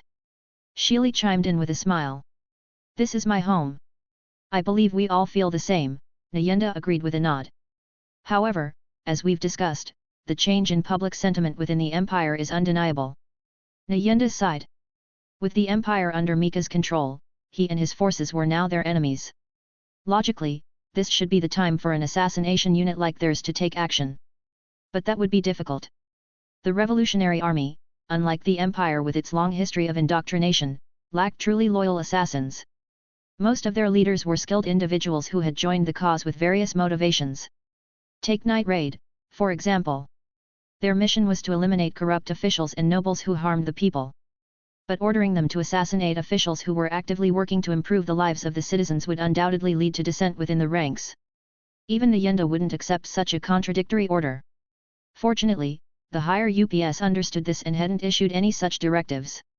This allowed Nyenda to breathe a sigh of relief. However, after much deliberation, headquarters has decided to reveal the truth about the Emperor being replaced, Nyenda announced. Reveal the truth? Will anyone even believe it? Lubbock asked skeptically. After all, the idea of the Empire's Emperor being so easily replaced seemed absurd. Whether they believe it or not isn't the point. It's about justifying our actions, Nyenda explained. Legitimacy is paramount when undertaking such endeavors. Why did so many join the Revolutionary Army in the past? Wasn't it because they despised the corrupt empire and sought a better life? But facing this reformed empire, the Revolutionary Army's message no longer holds the same weight. Can we simply stop? No. The moment we chose to rebel, we became traitors. Therefore, we need to regain our legitimacy. Only then can we gain widespread support. A heavy silence descended upon the room as Nyenda finished speaking. The reality of their situation was grim. Seeing their expressions, Nyenda sighed and shook her head. We'll discuss the other matters later. For now, let's talk about our future missions. At this, the somber atmosphere lifted slightly. Do we finally have missions, boss? Leon asked excitedly. The recent inactivity had made her restless. Though her training continued, it lacked the thrill of a real mission. Indeed, Nyenda said with a smile. As you know, due to Prime Minister Meli's reforms, it's become difficult to find cases of injustice within the capital. This has left us idle for quite some time. But at headquarters, the strategists offered a solution: we will revisit old cases. Revisit old cases. Confusion filled their faces, they couldn't grasp Nyenda's intent. That's right, Nyenda explained, seeing their puzzled expressions. After Prime Minister Meli took office, she held trials for Honest's faction and other corrupt officials. Most of those guilty were executed. However, a few were spared, those with exceptional abilities. So, these spared individuals are our targets? Buudo asked, his brow furrowed in thought. Exactly, Nyenda confirmed. At the time, executing all those corrupt officials at once would have paralyzed the court. Even if they managed to restore order in the central government, Meli wouldn't have been able to handle the local affairs immediately.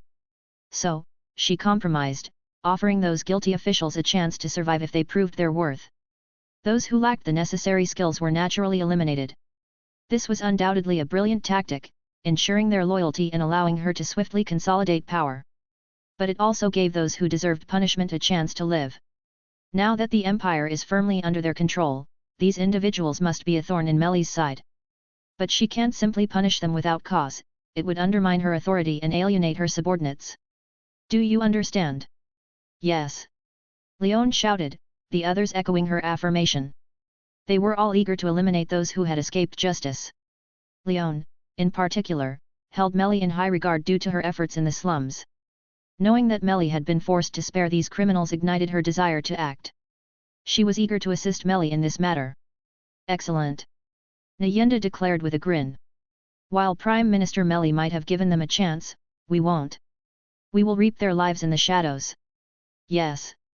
The members of Night Raid responded loudly. My lord, it's terrible. Night Raid has resurfaced. Within the palace, Meli, who was busy with official duties, frowned upon hearing the report. Are you certain it's Night Raid? Yes. The Capital Guard confirmed it. This wasn't a copycat incident, the official reported seriously. What's the evidence? The victim was killed by Murasame, Akame's Tigu. The cause of death was the cursed poison. I see. Meli nodded slightly. But her frown deepened. After all, the current captain of the Capital Guard was Tatsumai. After his recent experiences, Tatsumai had matured considerably. Meli trusted his judgment.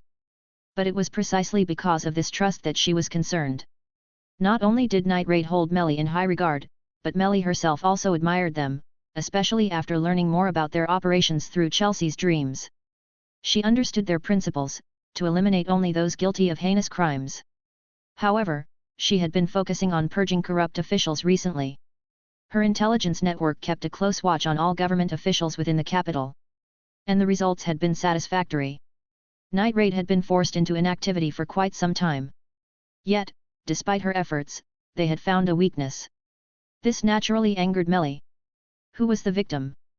Minister Parker. Him. Meli's anger instantly turned to amusement. So it was him. She now understood Night Raid's intentions. And their actions aligned perfectly with her own desires. She had promised not to pursue past offenses, but she couldn't bring herself to forgive their crimes. This way, my promise remains unbroken, and those criminals are eliminated. A perfect solution. A smile touched Meli's lips. It seems I need to have a chat with Tatsumai. Chapter 175 Storming the Capital, Meli's Mandate. Night Raid. It's Night Raid. Frantic shouts echoed through the darkened streets of the imperial capital. The voices belonged to members of the Imperial Guard. Under Prime Minister Meli's orders, the Imperial Guard had been tasked with apprehending Night Raid. To assist Tatsumai, Meli had dispatched Wave and Run from the military. Run, a Tigu user transferred from the provinces, had served as a secretary in the Night Crow unit upon arriving in the capital. He was one of the few individuals recruited by Ermid with administrative skills. However, for this mission, he had been reassigned to the Imperial Guards, demonstrating Meli's commitment to addressing the Night Raid threat. Of course, this was merely for show. Tatsumai's true objective was different. You won't escape. Facing Buudo and Leon as they fled through the streets, Tatsumai raised his hand, summoning a bolt of lightning that hurtled towards them. What? Buudo's eyes widened as he saw the descending lightning. Incursio! He shouted, activating his Tigu. The sword-shaped Tigu transformed into a suit of armor, and simultaneously, the spear Noon-Toad materialized in his hand. Ha! Buudo spun his spear, deflecting the lightning strike. But in that instant, Tatsumai closed the distance, appearing before them. Don't even think about getting close. Leon intercepted Tatsumai, shielding Buudo as he defended against the lightning. Tatsumai responded with a swift punch. "Stay down, you swindler." He had recognized Leon as the woman who had tricked him out of all his money upon his arrival in the capital. This memory fueled his rage. In fact, he had identified her after their previous encounter with Night Raid, when Leon's wanted poster was displayed throughout the city. Now, facing Night Raid once more, Tatsumai ignored Akame, whom he had fought before, and focused solely on Leon. She had stolen a significant sum of money from him. While he might forgive other transgressions, stealing his money was unforgivable. After all, he, Seo, and Ieyasu had come to the capital to earn money and save their village. Though Mika's ascension to emperor had already secured his village's future, the memory of his humiliation fueled his anger. Clenching his fist, he struck Leon's arm. A surge of electricity coursed through his armor and into her. What? Leon's eyes widened in shock. The powerful current surged through her body, paralyzing her. She collapsed to the ground, unable to move. Seeing her fall, a smirk touched Tatsumai's lips. He was no longer a pseudo-Tigu user. He was a true wielder of a Tigu. And that Tigu was once General Buudo's Adramelech. After Buudo's death, it had naturally fallen into Mika's possession. Finding it rather underwhelming, Mika had decided to enhance it. Using the original Adramelech as a base, Mika incorporated materials from various danger beasts and technologies from other Tigu. Combined with his blacksmithing skills, he had forged a new, enhanced Tigu. In its inactive state, the new Adramelech resembled the boosted gear from high school DxD, though it was primarily blue. It retained its original abilities, summoning thunderclouds and manipulating lightning. However, upon full activation, it transformed into a suit of full body armor, significantly enhancing the user's physical abilities and granting flight. These enhancements were derived from Wave's Grand Chariot and Run's Mastema. Reforged by Mika, Tatsumai's new Tigu was among the most powerful. However, its burden on the user was immense. Even Incursio, which Tatsumai inherited from Buudo, was considered among the most demanding Tigu. An ordinary person wouldn't be able to withstand its burden. Tatsumai's new Tigu was even more demanding. If he hadn't rigorously trained his body beforehand, he wouldn't be able to wield it. Mika had named this enhanced Tigu Thunder Emperor Armor, Adramelech. Leon. Seeing her collapse from Tatsumai's attack, Buudo, having just deflected the lightning strike, charged towards Tatsumai. However, Tatsumai quickly retreated. He had studied Night Raid's intelligence reports. Among them, Akame was the most dangerous. Her Tigu, Murasame, could kill with a single scratch. But the strongest was undoubtedly Buudo. His power was overwhelming, especially when wielding Incursio. Therefore, facing Buudo's charge, Tatsumai wisely created distance. He understood Buudo's intentions. But he didn't plan to use the incapacitated Leon as a hostage. He had no intention of killing Night Raid. Meli had instructed him accordingly. While Leon had stolen his money, Tatsumai wouldn't kill her for it. He wasn't that ruthless. Moreover, he considered Buudo and Akame excellent training partners. Thunder Emperor Armor, Adramelech. Tatsumai crossed his armored arms before his chest and shouted. In a flash of lightning, his Tigu activated fully, transforming into a suit of armor. Wielding a long sword, he stood before Buudo. "It seems we're both armor-type Tigu users," he said with a smirk, before charging toward Buudo. Their battle began. Clang! Clang! Clang! The sound of clashing weapons echoed through the streets. Gripping his long sword tightly, Tatsumai relentlessly attacked Buudo. The weapon he wielded was no longer the holy sword Mika had lent him. With the Thunder Emperor armor, wielding Durandal would be overkill. After all, Tatsumai's goal was to train himself, not to kill. Therefore, he now used the sword that came with his Tigu, much like Buudo's Noontote. Clang! After his recent training, Tatsumai's swordsmanship had improved drastically, rivaling that of Buudo and Akame. Even facing Buudo, he held his own. Clang! Blocking Tatsumai's thrust with his spear, Buudo regarded him with a serious expression. The Empire seems to be producing some impressive Tigu users lately. And this one likely has connections to that person. Through their exchange, Buudo had sensed traces of Mika's swordsmanship in Tatsumai's style. After all, Mika and Tatsumai practiced the same breathing styles. That person, hey! Buudo couldn't help but recall Mika. After their previous duel, he had assessed Mika's strength as being among the Empire's strongest. And according to Chelsea's report, the current Emperor also possessed similar strength, having defeated both Buudo and Estth. This led Buudo to believe that the current Emperor was the same individual he had fought before. After all, it was unlikely for so many individuals with such power to appear simultaneously. Now, sensing traces of Mika's swordsmanship in Tatsumi, Buudo couldn't help but feel a sense of unease. He suspected the Emperor commanded numerous powerful individuals. What a formidable organization! After a moment of contemplation, Buudo refocused on the battle before him. He assessed Tatsumi's skill as being on par with his own, and the gap in their physical abilities was closing. However, Tatsumi's superior Tigu compensated for that slight difference. But there was one area where Buudo held an absolute advantage: combat experience. Compared to the novice Tatsumi, Buudo, a veteran of countless battles, possessed far greater experience. Focusing his mind, Buudo began to gain the upper hand. "What's this?" Tatsumi exclaimed in surprise as the battle progressed. He sensed a familiar rhythm in Buudo's movements, reminiscent of Mika's style. He recognized it as the mark of a seasoned warrior. "It seems I underestimated you." Feeling the momentum shifting, Tatsumi was momentarily surprised before chuckling. "It was foolish of me to engage you in close combat. Then allow me to unleash my full power." A predatory grin spread across Tatsumi's face. Lightning crackled around him as the sky above the capital darkened, filled with swirling thunderclouds. Boom! Lightning struck the ground. Not good. Seeing the descending lightning, Buudo immediately ceased his attack and focused on evasion. Even with his armor, he wasn't eager to be struck by lightning. Leone, who had been lying on the ground, also quickly got to her feet and began to flee. Her Tigu, Lionel, granted her incredible regenerative abilities, allowing her to quickly recover from the electrical shock. "Retreat, Buudo!" she shouted. "Understood." Buudo didn't hesitate. His comrade's life was more important than a prolonged battle with Tatsumi. "Damn it! They're trying to escape." Tatsumi was about to pursue them when he recalled Meli's instructions. "The situation is already dangerous for Night Raid. Prolonging the fight will only put them at greater risk. If they suffer casualties, it would violate Meli's orders." "Tatsumi, Night Raid has resurfaced. I believe their targets are those corrupt officials I spared earlier," Meli said seriously, addressing Tatsumi from her seat. "So, you want me to apprehend them?" he asked.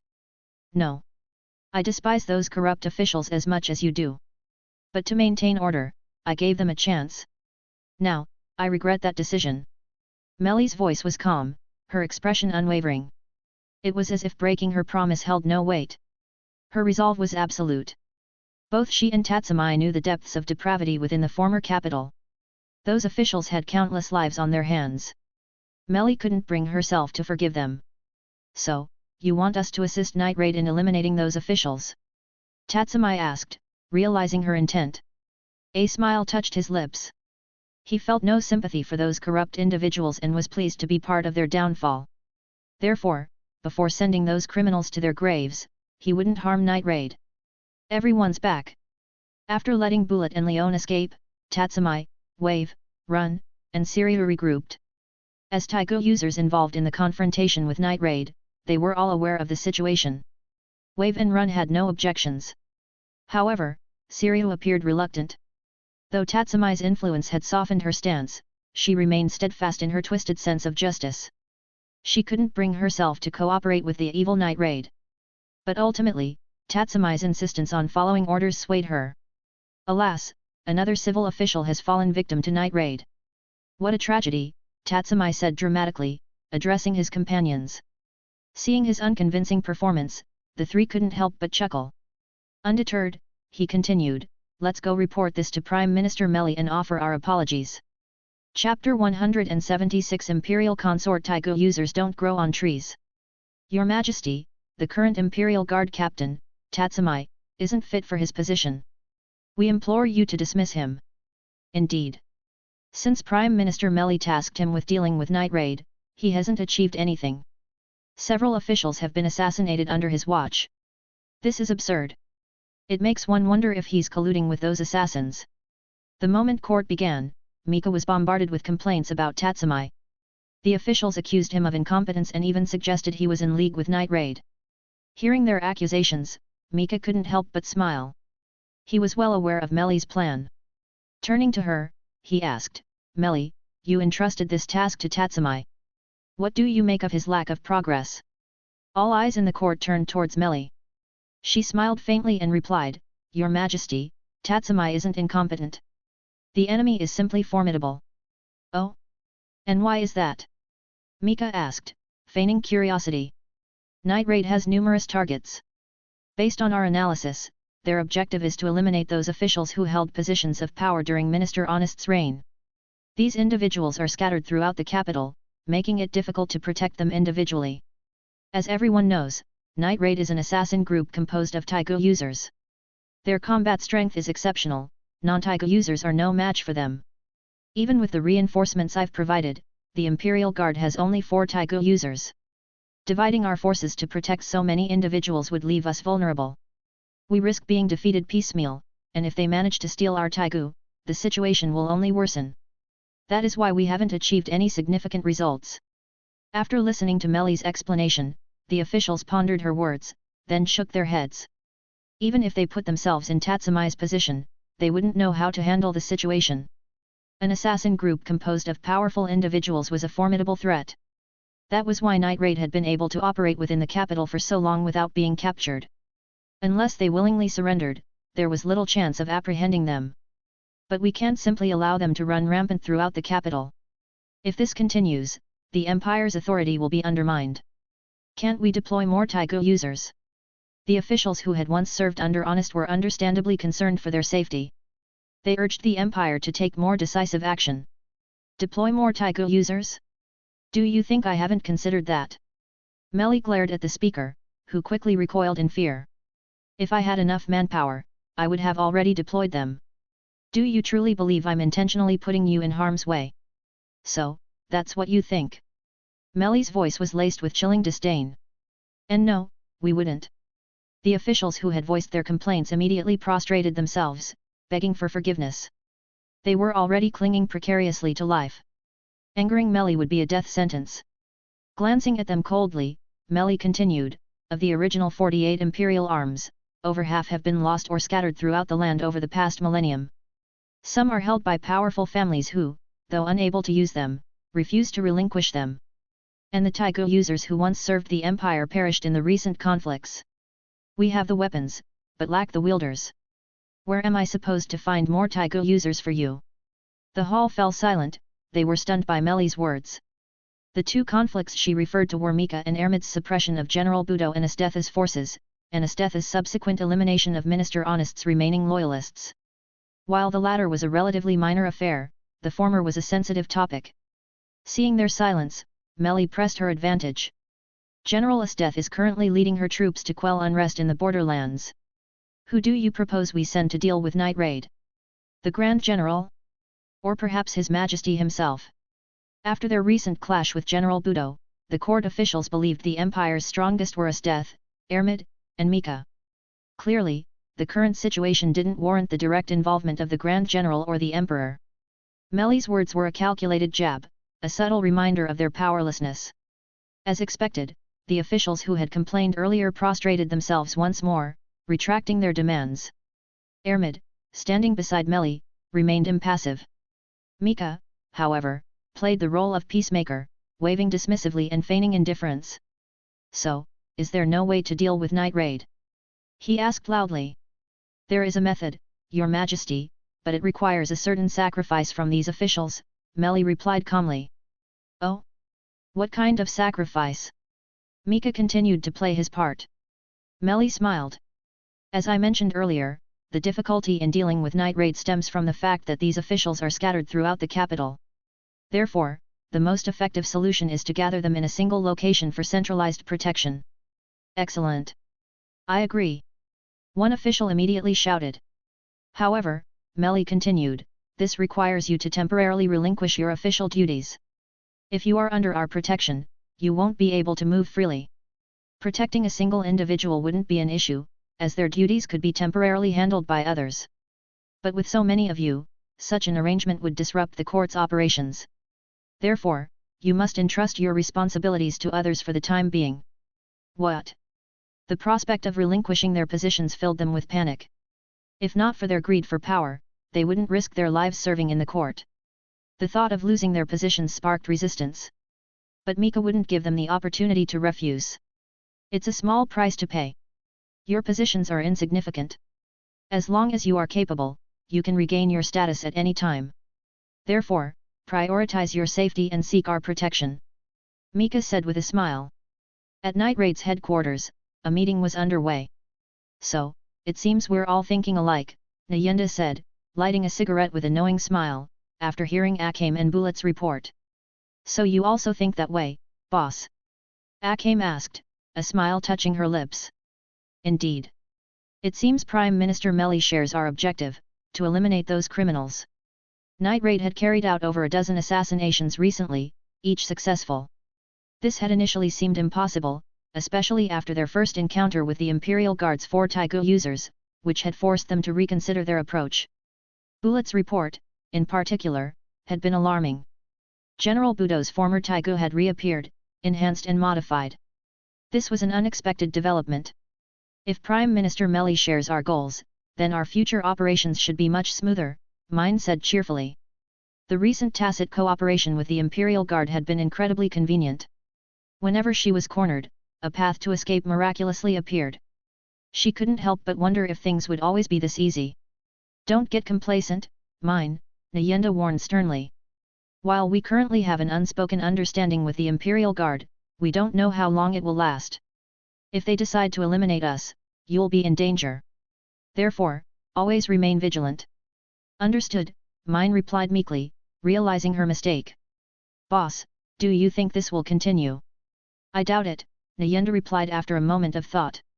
Those who realize we're targeting them will undoubtedly seek greater protection. I expect changes soon. And when they come, that will be our opportunity. Nayenda gazed into the distance, as if envisioning the future. And her prediction proved accurate. Their targets were gathered in a single location, protected by Tigu users. Instead of launching an immediate attack, Nayenda declared a temporary hiatus for Night Raid. This decision surprised her subordinates. As they say, there are those who steal, but none who can defend forever. Even the tightest security will eventually loosen over time. I doubt those criminals can endure being cooped up for months. They will crumble from within. We can strike then. Nayenda's explanation made sense, they all understood the logic. So, they happily embarked on their unexpected vacation. Meanwhile, Tatsumai, Wave, Run, and Siryu, tasked with protecting the officials, began their tedious waiting game.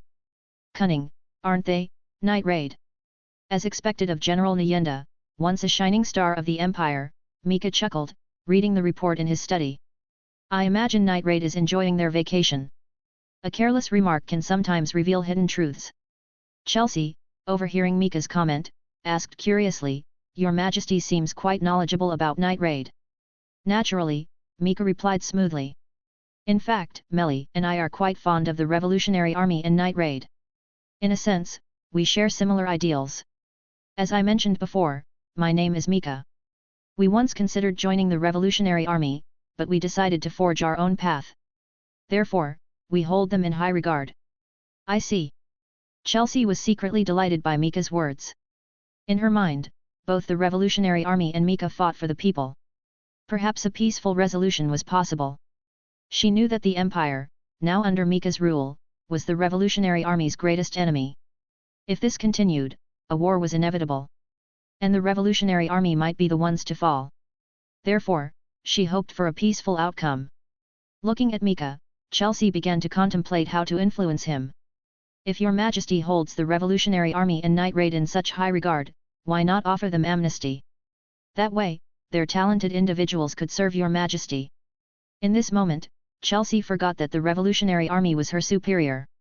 To her, Mika was the one most likely to achieve her goal of ending the world's darkness. Mika turned and looked intently at Chelsea.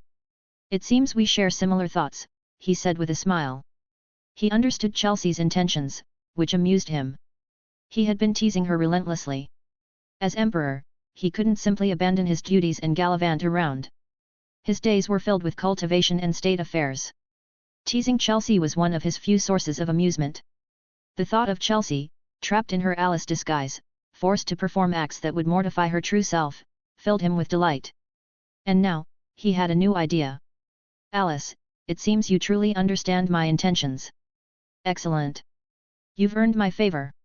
Your Majesty. Chelsea felt a sense of unease and quickly called out to him. But Mika's next words nearly made her faint. I've decided. You shall be my imperial consort. What? Chelsea was stunned. How had she, a spy, suddenly become a candidate for imperial consort? Seeing her shocked expression, Mika laughed inwardly. This kind of dramatic scene, straight out of a soap opera, was incredibly amusing. However, he didn't anticipate the trouble his playful remark would cause. After all, he wasn't alone. Chapter 177. Melly plays her hand, Ermid struggles with her heart. Mika is taking Chelsea as his imperial consort. The news of Mika taking Chelsea as his first consort sent ripples of shock throughout the court. It was the emperor's first consort, naturally attracting the attention of the officials. More importantly, it caught the attention of Ermid and Melly. Outside Mika's palace, having just received the news, they rushed towards his chambers, coincidentally meeting along the way. I knew you'd come, Ermid, Melly said, a playful smile on her face. Of course, I would, Ermid replied, meeting Melly's gaze. They exchanged smiles, but beneath the surface, other emotions simmered. As companions who had faced life and death together, their feelings for Mika were no secret to each other. It was an unspoken understanding. But now, Mika had made the first move, taking Chelsea as his consort. This surprised both of them. Let's go see what that idiot is thinking. Melly took the lead. Unlike Ermid's unspoken understanding, Melly had been upfront with Mika about her feelings. They had shared many intimate moments in the dream world. But now he was taking another woman as his consort. Putting aside other considerations, wasn't he getting the order wrong? She could accept Ermid being before her, after all, they were childhood friends. She could also accept Yahweh being before her, after all, she was their leader. But no one else. In fact, Melly had thought extensively about their relationship. She could sense that the other women including Yahweh in their familia also had feelings for Mika. Compared to Ermid and Yahweh, Melly knew she wasn't in an advantageous position. Putting aside Ermid, the childhood friend, Melly believed she had many ways to outmaneuver her if she chose to seize the initiative. After all, Ermid was too passive. But Goddess Yahweh was an insurmountable obstacle. Melly knew that Yahweh's love for Mika was more about possession than affection. After all, the gods of Orario were lonely and bored. Therefore, for Yahweh, Mika, who could travel between worlds, was someone she could never lose. Facing this situation, Melly had never considered being Mika's sole companion. But she couldn't allow Mika to choose someone else while excluding her. Therefore, she was the first to make a move, even if it was only in dreams. And during their adventures, she had always subtly assisted Mika in his interactions with other beautiful girls. She didn't mind how many people were by Mika's side. But she had to be one of them, and she had to hold an important position. Therefore, Melly could tolerate Ermid and Yahweh being before her, but she would never accept anyone else above her. Soon, they arrived at Mika's chambers. Mika, we heard you're taking that assassin from Night Raid as your consort. Ermid spoke first, her voice filled with disbelief. Seeing her expression, Mika froze. Although not particularly intelligent, he knew he had messed up. How had a playful remark escalated to this? He immediately regretted his actions. Wait, you've got it all wrong. Wrong about what? Don't I me? Melly's sharp voice cut him off. She did it intentionally. Seeing Mika's shocked expression, she knew it was a misunderstanding. He must have made a playful remark, intending to tease Chelsea, but it had escalated unexpectedly. This reassured Melly, no one was above her. But at the same time, she realized this was an opportunity. How could you do this, Mika? Is Ermid not good enough? Or me? Or perhaps even our goddess? How could you abandon us for another woman? Hearing Melly's frantic outburst, Mika and Ermid were momentarily stunned. They quickly recovered, but their reactions differed. With Melly's true feelings revealed, Ermid immediately disregarded Melly and Yahweh, and, looking at Mika, asked loudly, Mika and don't you want me anymore? Hearing Ermid call him Mika and a term she hadn't used in a long time, he couldn't help but smile wryly. Recalling Melly's earlier hint, he quickly said, you've got it all wrong, Ermid. I could never stop wanting you. Hey! Ermid froze, her face flushing crimson. How embarrassing! In her excitement, she hadn't considered that possibility. In that case, didn't her earlier reaction seem like a confession? Mortified, Ermid lowered her head. I don't believe you. Melly continued her tirade. You're just being fickle. You must have fallen for her, that's why you want to make her your imperial consort. No, I haven't, really. Mika protested, holding up his hands in defense. I don't believe you. Really, I'm not lying. I don't believe you. Please, just believe me. No. Listening to their argument, Ermid wanted to intervene. From Melly's words, she confirmed that Melly indeed had feelings for Mika. Although she had sensed it before, now she was certain. This made Ermid conflicted. She longed to be with Mika forever, but she didn't want to jeopardize her friendship with Melly. Like Mika, Ermid cherished the current atmosphere within their familia. That warm, familial feeling was precious to her. She didn't want this home she shared with Mika to shatter. But what should I do? Ermid was troubled. But stopping their argument was the priority. Stop fighting. Enough. Mika's sharp voice cut through their bickering. Tell me, what will it take for you to believe me? His expression was serious. Proof, of course. Melly crossed her arms, glaring at him. Proof. After a brief silence, Mika summoned the attendant outside. It wasn't Chelsea, she was currently on leave, flustered by Mika's earlier announcement. Your Majesty, what are your orders? Prepare a decree. I will take both the Grand General and the Prime Minister as my empresses. What? Ermid exclaimed, shocked by this unexpected turn of events. Is this my home? Looking at the familiar surroundings, Mika was momentarily stunned before realizing, it's a dream. He knew Melly must have entered his dream again. He was currently in another world, how could he be back in his home in Orario? Melly, where are you? Right here. Melly's voice came from behind him. Turning around, he saw her sitting on a chair. Good acting, Mika, she said with a light laugh. Their earlier argument had been a staged performance. The purpose, of course, was to indirectly force Ermid to acknowledge their relationship. Knowing Ermid's personality well, Melly knew exactly how to handle the situation. As for Mika, he understood even better. How is Ermid? Mika asked, concerned.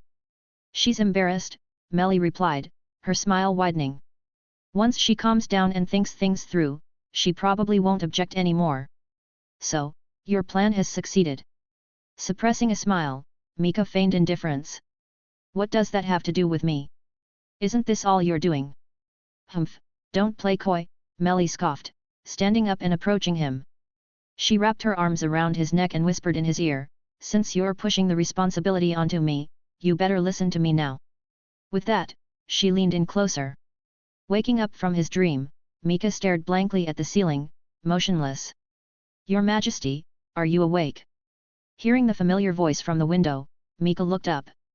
Chelsea stood by his bed, silently watching him. Alice, what are you doing here? Mika asked, puzzled. Didn't I give you a few days off? Even though I have time off, I don't know what to do, so I came back, Chelsea replied, handing him his clothes. Though Mika was the emperor, he wasn't accustomed to being dressed by others. So as his attendant, Chelsea only needed to hand him his clothes. I see. So you can't sit still, hey? Mika chuckled. Perhaps I'm simply not suited for leisure. This was a lie. Chelsea's true purpose was far more important. Your Majesty, I heard that Prime Minister Melly and Grand General Ermid had a heated argument with you last night over the Imperial Consort matter. Because of me? If so, please, Your Majesty, reconsider your decision, she pleaded. Yes, convincing Mika to retract his decree was her true objective. Otherwise, with time off, who would willingly return to work? Alice, you're so concerned about me. Mika turned to face her, his gaze filled with mock affection. He knew her true intentions. But he had already paid the price for his earlier actions, how could he let her off so easily? There's no need to worry, Alice. It has nothing to do with you. My announcement merely triggered a confrontation that was bound to happen eventually. Walking over to his desk and sitting down, Mika continued, Ermid, Melly, and I grew up together, fought together, and conquered this empire together. Naturally, we have feelings for each other. But due to various reasons, we kept those feelings hidden. Last night, upon hearing my decree, they confronted me, and those suppressed emotions finally erupted. That's why we argued. So that's what happened. Chelsea exclaimed, as if suddenly enlightened. No wonder someone saw the Grand General and the Prime Minister entering His Majesty's bedchamber together last night, followed by a heated argument. She thought to herself. Her inner gossip ignited. So what happened next? She asked eagerly. What happened? Mika chuckled. I agreed to take both of them as my empresses. Hey? That's how you resolved it? Chelsea was taken aback. After a moment of stunned silence, she exclaimed, You're taking 2 wives simultaneously. Of course. While it might have been difficult before, I am the emperor now. As emperor, shouldn't I have a harem? Ah! Chelsea suddenly understood. Mika was the emperor, after all. Emperors naturally had privileges. After all, the empire had ruled for 1,000 years. Over a millennium, the concept of the emperor's absolute authority had become deeply ingrained. Even the rebels, though they might scorn the current emperor, would establish a new emperor with similar absolute authority if they succeeded in overthrowing the empire. Thinking of this, Chelsea's initial resistance faded. After all, beautiful women were always drawn to heroes. And Mika, who had fulfilled her dream of ending the empire's dark rule, wasn't he precisely the hero she envisioned? A blush crept across her face. Seeing this, Mika reached out and gently caressed her cheek. You're mistaken, Alice. I'm not taking 2 wives, but 3. At these words, Chelsea was utterly flustered. You're here. Yes, I'm here. 2 cloaked figures met in a dark alley, their voices hushed. One quickly passed a scroll to the other. Be careful not to get caught. For the revolution. For the revolution. With that, they parted ways, disappearing into the night. Is this the latest intel? Back in his bookstore, Lubbock muttered, unfurling the scroll he had just received. He had just met with one of the Revolutionary Army's spies within the court. The scroll contained the intelligence they had gathered. The first thing Lubbock saw was the news of the Emperor taking consorts. Damn, I'm so jealous. He couldn't help but express his envy at the thought of the Emperor surrounded by countless beauties. Then, as he flipped to the next page, he froze. It was a portrait of Alice, the future imperial consort. That's Chelsea. Chapter 178 The Emperor's Living the Dream, Connecting the Empire. Everyone, big news! Lubbock shouted as he ran into Night Raid's hideout. Akame and the others, who were engaged in their own activities, looked up at Lubbock's entrance. Following the Yunda's arrangements, they were currently on vacation. However, Lubbock wasn't included in this break. As the only one who could still gather intelligence within the capital, he had a more important task. Besides, for Lubbock, reading in his bookstore was the best kind of vacation. It had been a while since Akame and the others had seen him. Now, observing his frantic expression, they tensed up. Lubbock, what happened to make you so flustered? Akame asked urgently, quickly approaching him. Looking at the gathered members, Lubbock exclaimed, his voice filled with a mix of grief and indignation, being the Emperor is just too enviable.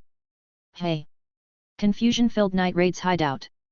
So that's what happened. Nyenda frowned, studying the intelligence report, her gaze sharp. The other members of Night Raid silently watched her, awaiting her decision. After a moment of contemplation, Nyenda made a difficult choice. There's nothing we can do. We can only rely on Chelsea's own abilities now. Her voice was filled with resignation. Night Raid nodded silently, there was no need for further discussion. The situation was clear. They had no chance of storming the Imperial Palace and rescuing Chelsea. They could only watch as she walked into the lion's den. A heavy silence descended upon them. Hold on. Leone clapped her hands, breaking the somber mood. She smiled brightly and continued, don't think of it as such a bad thing. We all know the current emperor isn't the original. Judging by his actions, isn't he a true hero? Perhaps Chelsea has fallen for him. If it were me, I certainly wouldn't resist. A chuckle rippled through the room. They knew Leone was trying to comfort them, and it did ease their worries slightly. As assassins, Night Raid had long since made peace with the concept of death. And Chelsea wasn't facing a life-or-death situation yet. In a way, she was enjoying a life of luxury within the palace. She's in the palace now, we can only hope for the best, Nayenda said, gazing toward the imperial palace.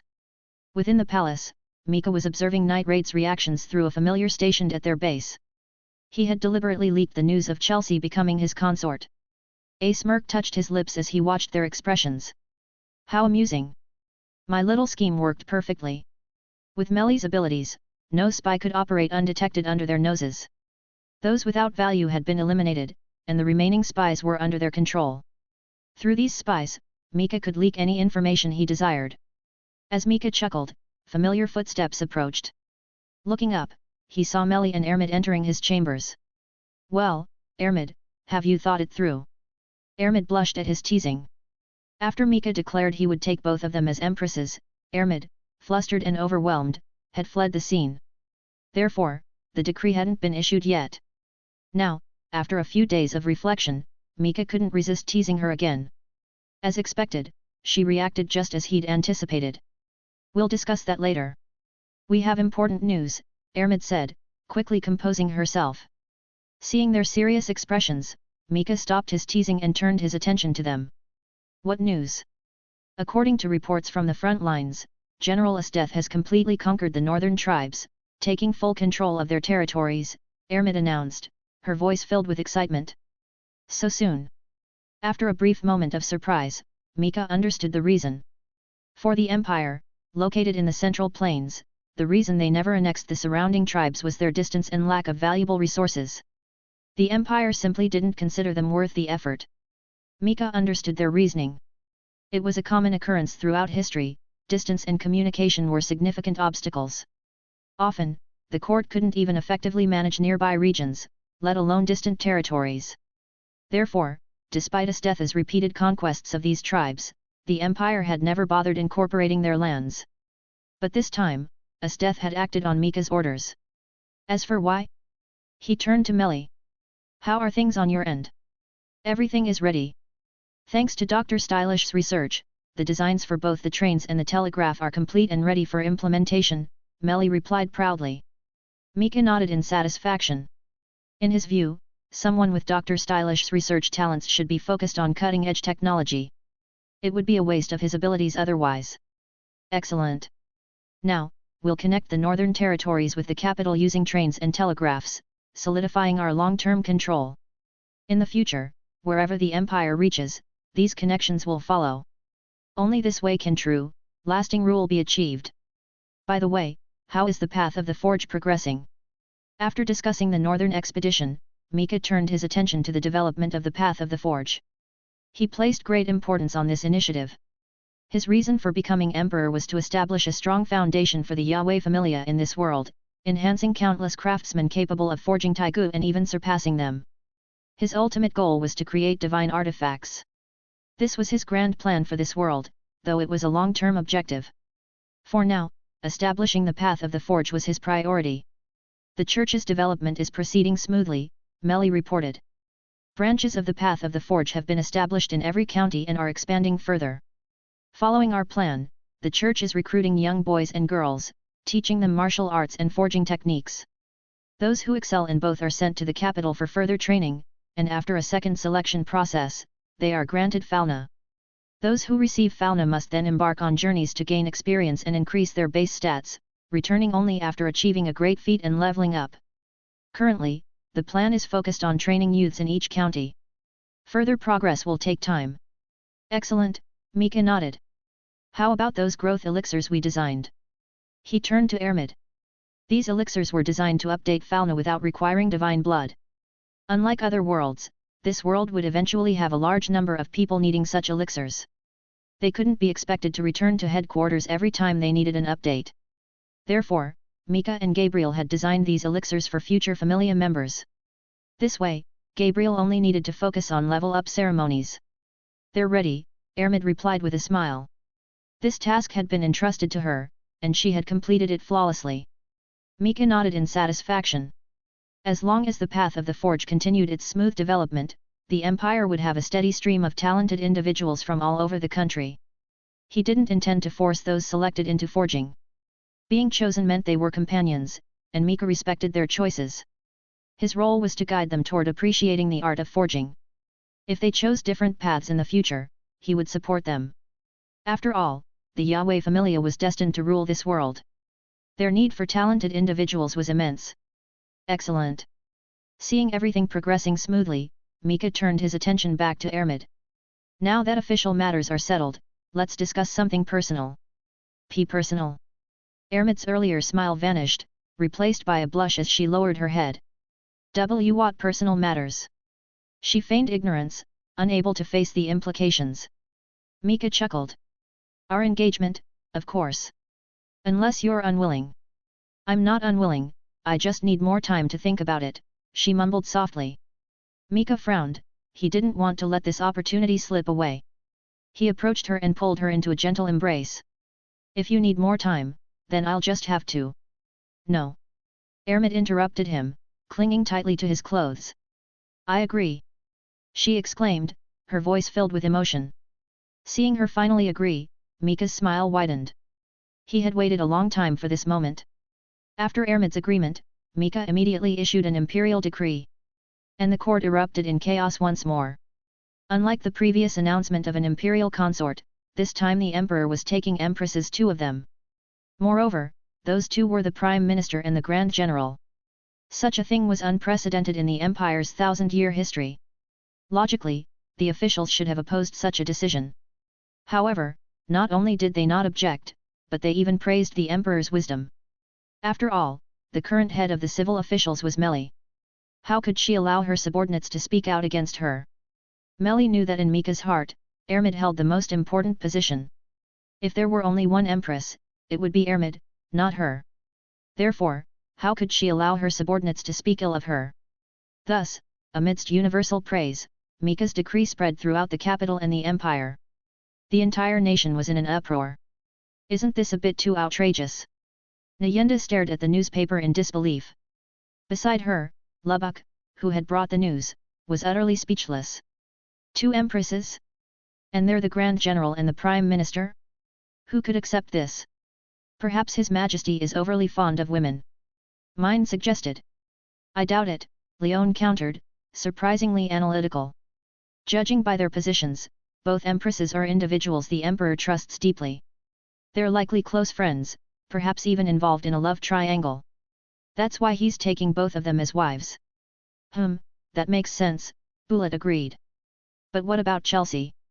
She just became an imperial consort, and now the Emperor is taking empresses. Won't she fall out of favor? Sheely asked, her voice filled with concern. A heavy silence descended upon the group. Chelsea's situation seemed rather unfortunate. Perhaps it's because the Emperor wanted to take Chelsea as his consort that the Grand General and the Prime Minister went to confront him, leading to him marrying both of them. Nyenda speculated, joining in their discussion. The others nodded, it seemed plausible. But regardless, this has nothing to do with us, does it? Leone said, slumping back into her chair. Not necessarily. I was planning to deal with those criminals soon, but since the Emperor is getting married, let's not cause any trouble. Consider it a repayment for their cooperation during the previous incident, Nyenda said with a smile. Chapter 179 Corrupt Officials' Doom, the Emperor's Command. And so, amidst the bustling preparations and joyous atmosphere, the wedding of Mika, Ermid and Meli commenced. Hold on. I haven't seen you all in a while, and suddenly you're getting married? Isn't this a bit too hasty? Gabriel emerged from her workshop, where she had been engrossed in her work, her voice laced with annoyance. She disliked being left out of such an important event. Such a joyous occasion, and she hadn't been involved in the preparations. This naturally irked Gabriel.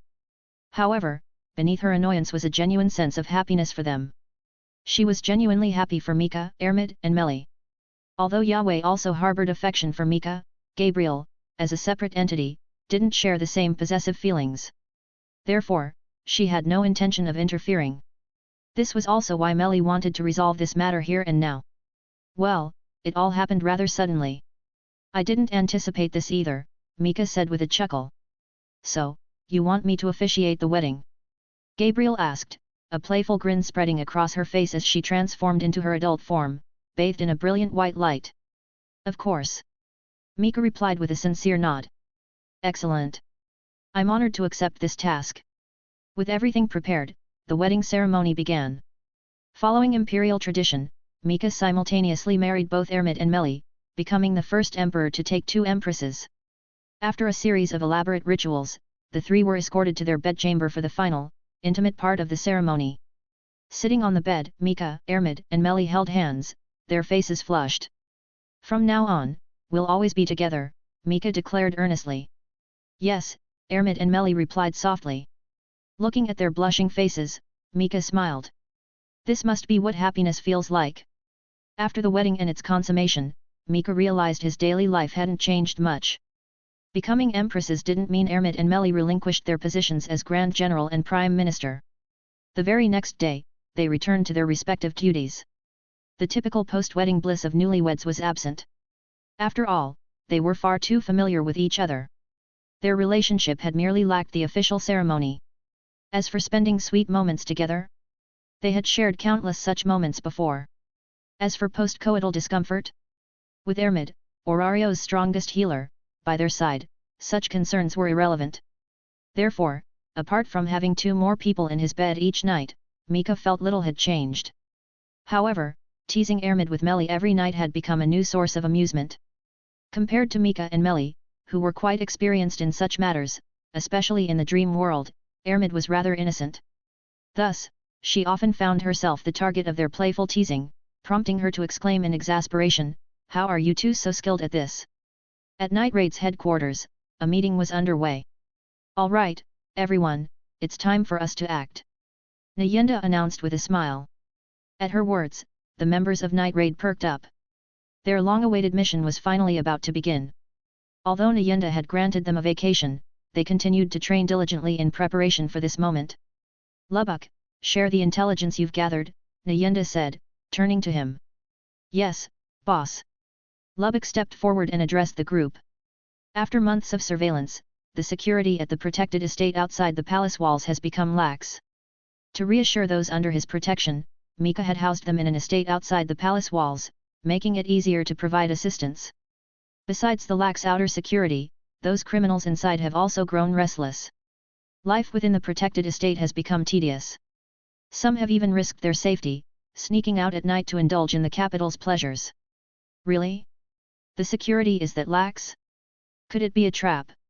Leon asked skeptically. If those criminals could slip out undetected, the guards must be incompetent. Such negligence seemed improbable. I thought the same initially, Lubbock continued. But after further investigation, I discovered something else. It's not that the guards aren't aware of their actions, they simply don't care. They've likely been instructed to ignore anyone who leaves. Whether they live or die is of no concern to them. Considering that Prime Minister Meli likely wants those criminals eliminated, I suspect the guards have been given orders to protect only those within the estate. Anyone who leaves does so at their own risk. I see. That makes sense, the others agreed with a nod. And with some successfully sneaking out without incident, more and more have grown bolder. However, they're not completely foolish. They've funded the construction of another estate nearby, where they gather nightly to indulge in their pleasures. And they've hired their own guards for this new estate. Lubbock summarized, therefore, each night, those criminals are divided into 2 groups. One group, unable to bear confinement, leaves the Empire's protection, while the other remains within the protected estate. This means we'll have to split up. That's precisely the plan, Nyenda confirmed. We will divide into 2 teams. One will assassinate those outside the Empire's protection, while the other will launch a direct assault on those within. I've already decided on the teams. Mine and Lubbock will assassinate those outside the protected estate. The rest Akame, Leon, Sheely, Bullet, and Susanoo will assault those inside. The operation will commence 3 nights from now. Hey? Lubbock and I? Mine asked, surprised by Nyenda's arrangements. Unlike the others, who often switched partners, Mine's partner was almost always Sheely. That's right, Nyenda explained. Those within the protected estate are guarded not only by ordinary soldiers but also by 4 Tigu users. Therefore, that operation requires a direct assault, and Sheely's abilities are crucial for its success. As for your target, it should be relatively straightforward. However, as a precaution, have Lubbock set traps around the area to prevent them from escaping. Once your task is complete, you can quickly reinforce the other team. The two locations aren't far apart. That's the plan.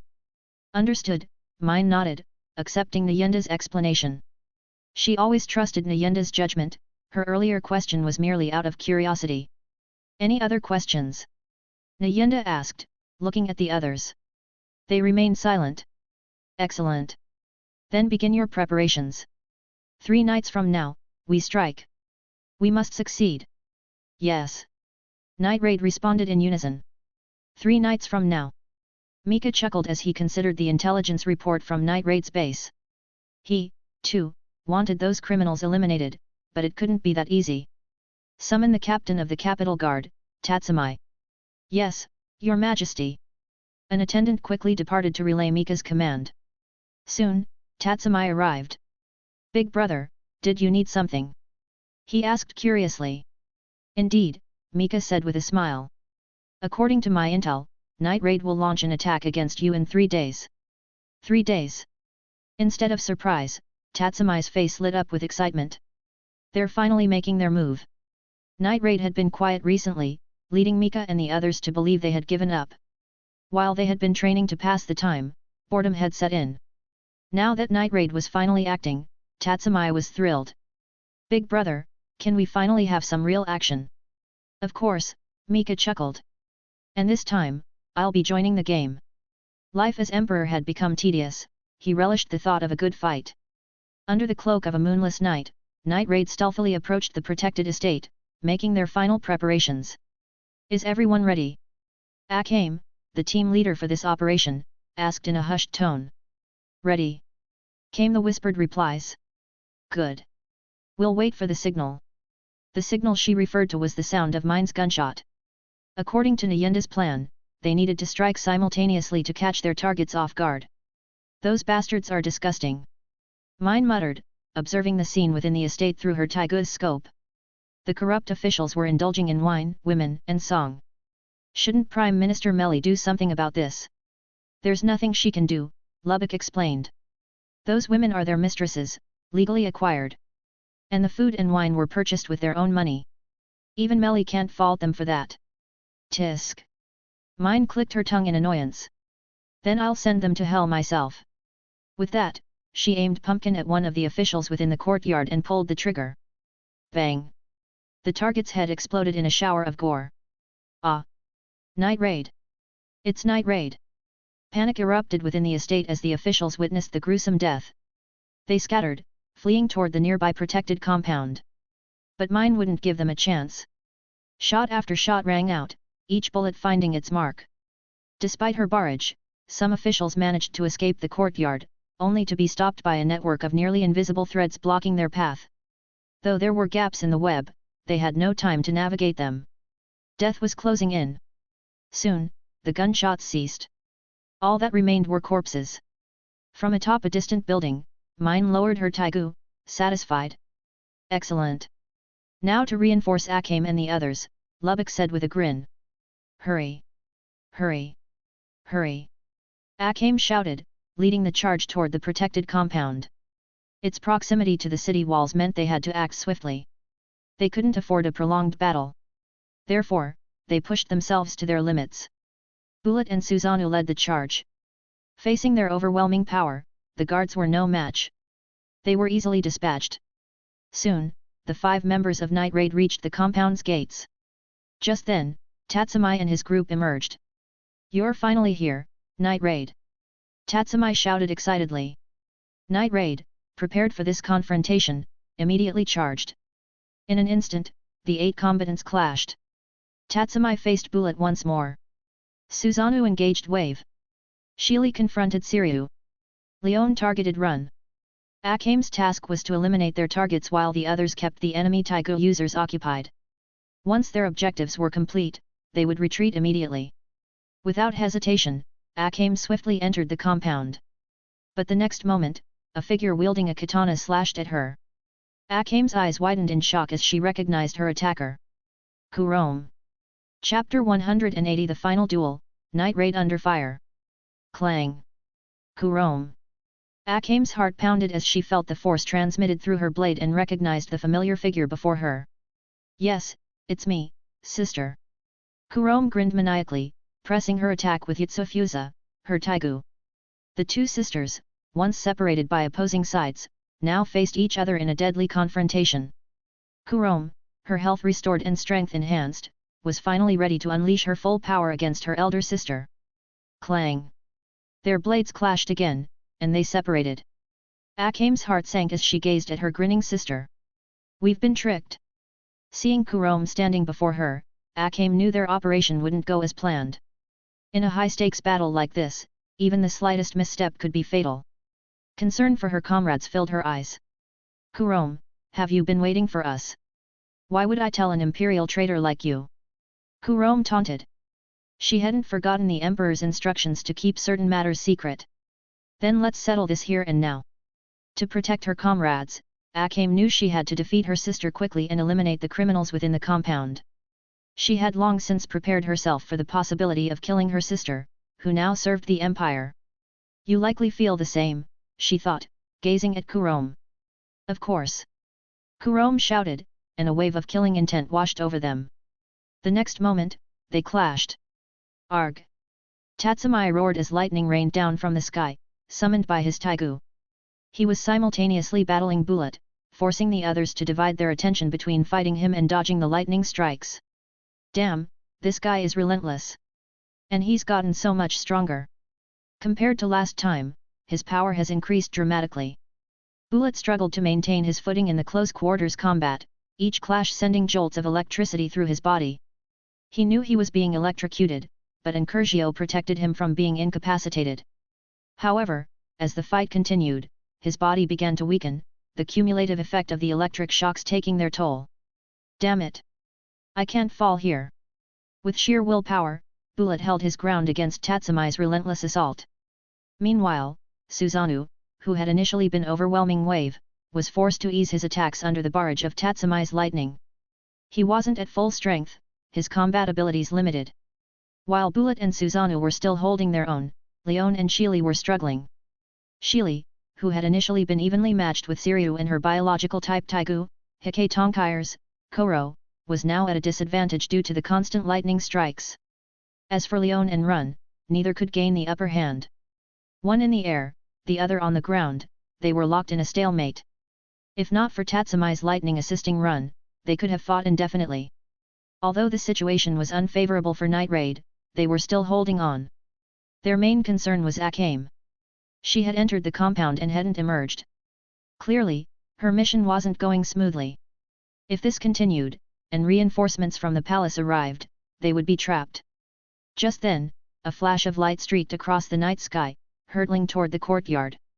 It's Pumpkin. Mine has completed her mission and is coming to reinforce us. Seeing the familiar attack, Night Raid's spirits lifted. Simultaneously, threads shot out, ensnaring Run in the air and Siryu on the ground, interrupting their attacks on Leon and Shili. The one manipulating the threads was hidden in the shadows, but Night Raid instantly recognized the familiar technique. It was Lubbock. Humph. Looks like I'm the one saving the day again. Mine muttered, perched atop a building, aiming Pumpkin at the criminals within the protected compound. Shot after shot rang out, each bullet claiming a life. Soon, the courtyard was littered with corpses. Mission accomplished, she declared with a smug grin. But her smile didn't last. She knew their biggest challenge was escaping. As she turned her Tigu scope towards the compound walls, she spotted a figure sitting there, observing the battle with a smile. She recognized him instantly. He was the one who had caught her beam barehanded. A wave of fear washed over her. He was an opponent she couldn't defeat. He also posed the greatest obstacle to their escape. He was perched on the wall, yet no one seemed to notice him. This unsettling realization intensified her fear. As if sensing her gaze, the man turned to look at her. He's spotted me. Mine's mind went blank. But Mika merely waved at her before turning his attention back to the battle. Mine breathed a sigh of relief. But the next moment, her heart sank as she saw Shili, who had been evenly matched with Siryu, suddenly falter, on the verge of defeat. Shili. Without hesitation, Mine aimed Pumpkin at Siryu. Siryu, dodge! Tatsumai shouted, his voice filled with urgency. During his recent training, he had finally achieved the transparent world state, which explained his rapid improvement. With transparent world, he could perceive everything around him. He had seen mine aiming at Siryu. Like Akame, Tatsumi valued his comrades. After this period of working together, and having helped Siryu confront her twisted sense of justice, he now considered her a friend and was determined to protect her. Hearing his warning, Siryu, though she didn't see any attack coming, immediately leaped to the side. She trusted Tatsumi's judgment implicitly. Just as she moved, several bullets struck where she had been standing moments before. "Koro!" she shouted. "Roar!" Hike Tonkires leaped in front of her, shielding her from the incoming bullets. Siryu had survived the attack, and Shili, having recovered from her momentary lapse, glared at her opponent. Although Night Raid had been training diligently, their progress couldn't match that of Tatsumi and the others guarding the compound. As Tigu users favored by Mika, both Run and Siryu had received Falna and had begun training in the breathing styles and cultivation techniques developed by Gabriel.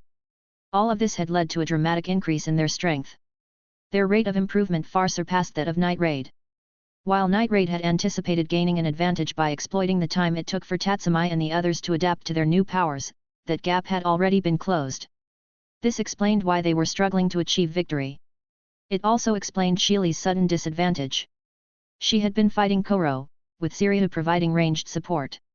However, to create an opening for her comrades, Shili had targeted Siryu directly, hoping to exploit her as a weakness. After all, besides their core, the other weakness of biological type Tigu was their user. Shili was well aware of this. But she had underestimated Siryu's growth. Siryu had once fought Leon, and Leon, knowing this weakness, had targeted her directly. At the time, despite her martial arts training, Siryu was no match for Leon. She had relied on her Tigu to avoid being exploited as a weakness. Leon's assessment of Siryu's strength had been average. While her skills were decent compared to ordinary people, they were nothing special compared to Night Raid. It was this outdated information that led Shili into Siryu's trap. Facing an opponent far stronger than she had anticipated, Shili was sent flying by a series of blows. If not for Mine's timely intervention, Siryu might have pressed her advantage and inflicted serious damage. "I can't let this continue," Tatsumi thought, observing the battle. Mine's earlier attack had served as a warning. Leaving a sniper unchecked during close quarters combat was a recipe for disaster. He couldn't allow her to continue firing.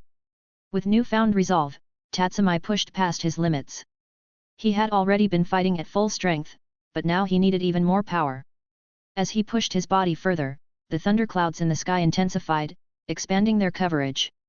The armor Mika had crafted for him greatly enhanced his physical abilities, but it also limited the range of his lightning manipulation compared to the original Adramelech. However, this limitation had increased the potency of his lightning strikes. Mika had believed that summoning excessively large thunderclouds would disperse the Tigu user's power, so he had modified Adramelech accordingly. But now, Tatsumi needed that wider area of effect. Unnoticed by the others, the thunderclouds he summoned continued to expand. Until now. Lightning strike! With a roar, Tatsumi unleashed a bolt of lightning, aiming directly at Mine's sniping position. What? Mine's face paled as she saw the descending lightning. She desperately wanted to dodge, but it was too late. Arg! The lightning struck her, and she collapsed, unconscious. Mine! Mine! Mine! Night Raid watched in horror as Mine was struck down. The sheer power of the attack left them little hope for her survival. They shouted her name, but their voices couldn't reach her. Bastard! I'll kill you! Believing Mine was dead, Leon, consumed by rage, charged toward Tatsumi. You're not going anywhere. I'm your opponent. Run, hovering in the air, launched a volley of feathers, attempting to intercept her. But the next moment, threads shot out, deflecting the feathers. No, your opponent is me. Lubbock emerged from the forest, glaring at Run. Leon, I'll handle this bird-brained idiot. You go avenge Mine. Lubbock's voice was filled with rage. The death of his comrade had struck him deeply. They had just worked together to eliminate those criminals, and now she was gone. Lubbock knew that, as assassins, death wasn't something they could avoid. However, unless it was a mission target, they weren't permitted to seek personal revenge, as it could lead them into a trap. If they wanted revenge, they had to act immediately. Hearing Lubbock's words, Leon, without a word, charged toward Tatsumi. She was consumed by rage. Tatsumi, maintaining his transparent world, observed her every move. He calmly deflected her attack and sent her flying. "You're no match for me," he taunted. "We'll see about that." Leon snarled, gritting her teeth. Thanks for listening.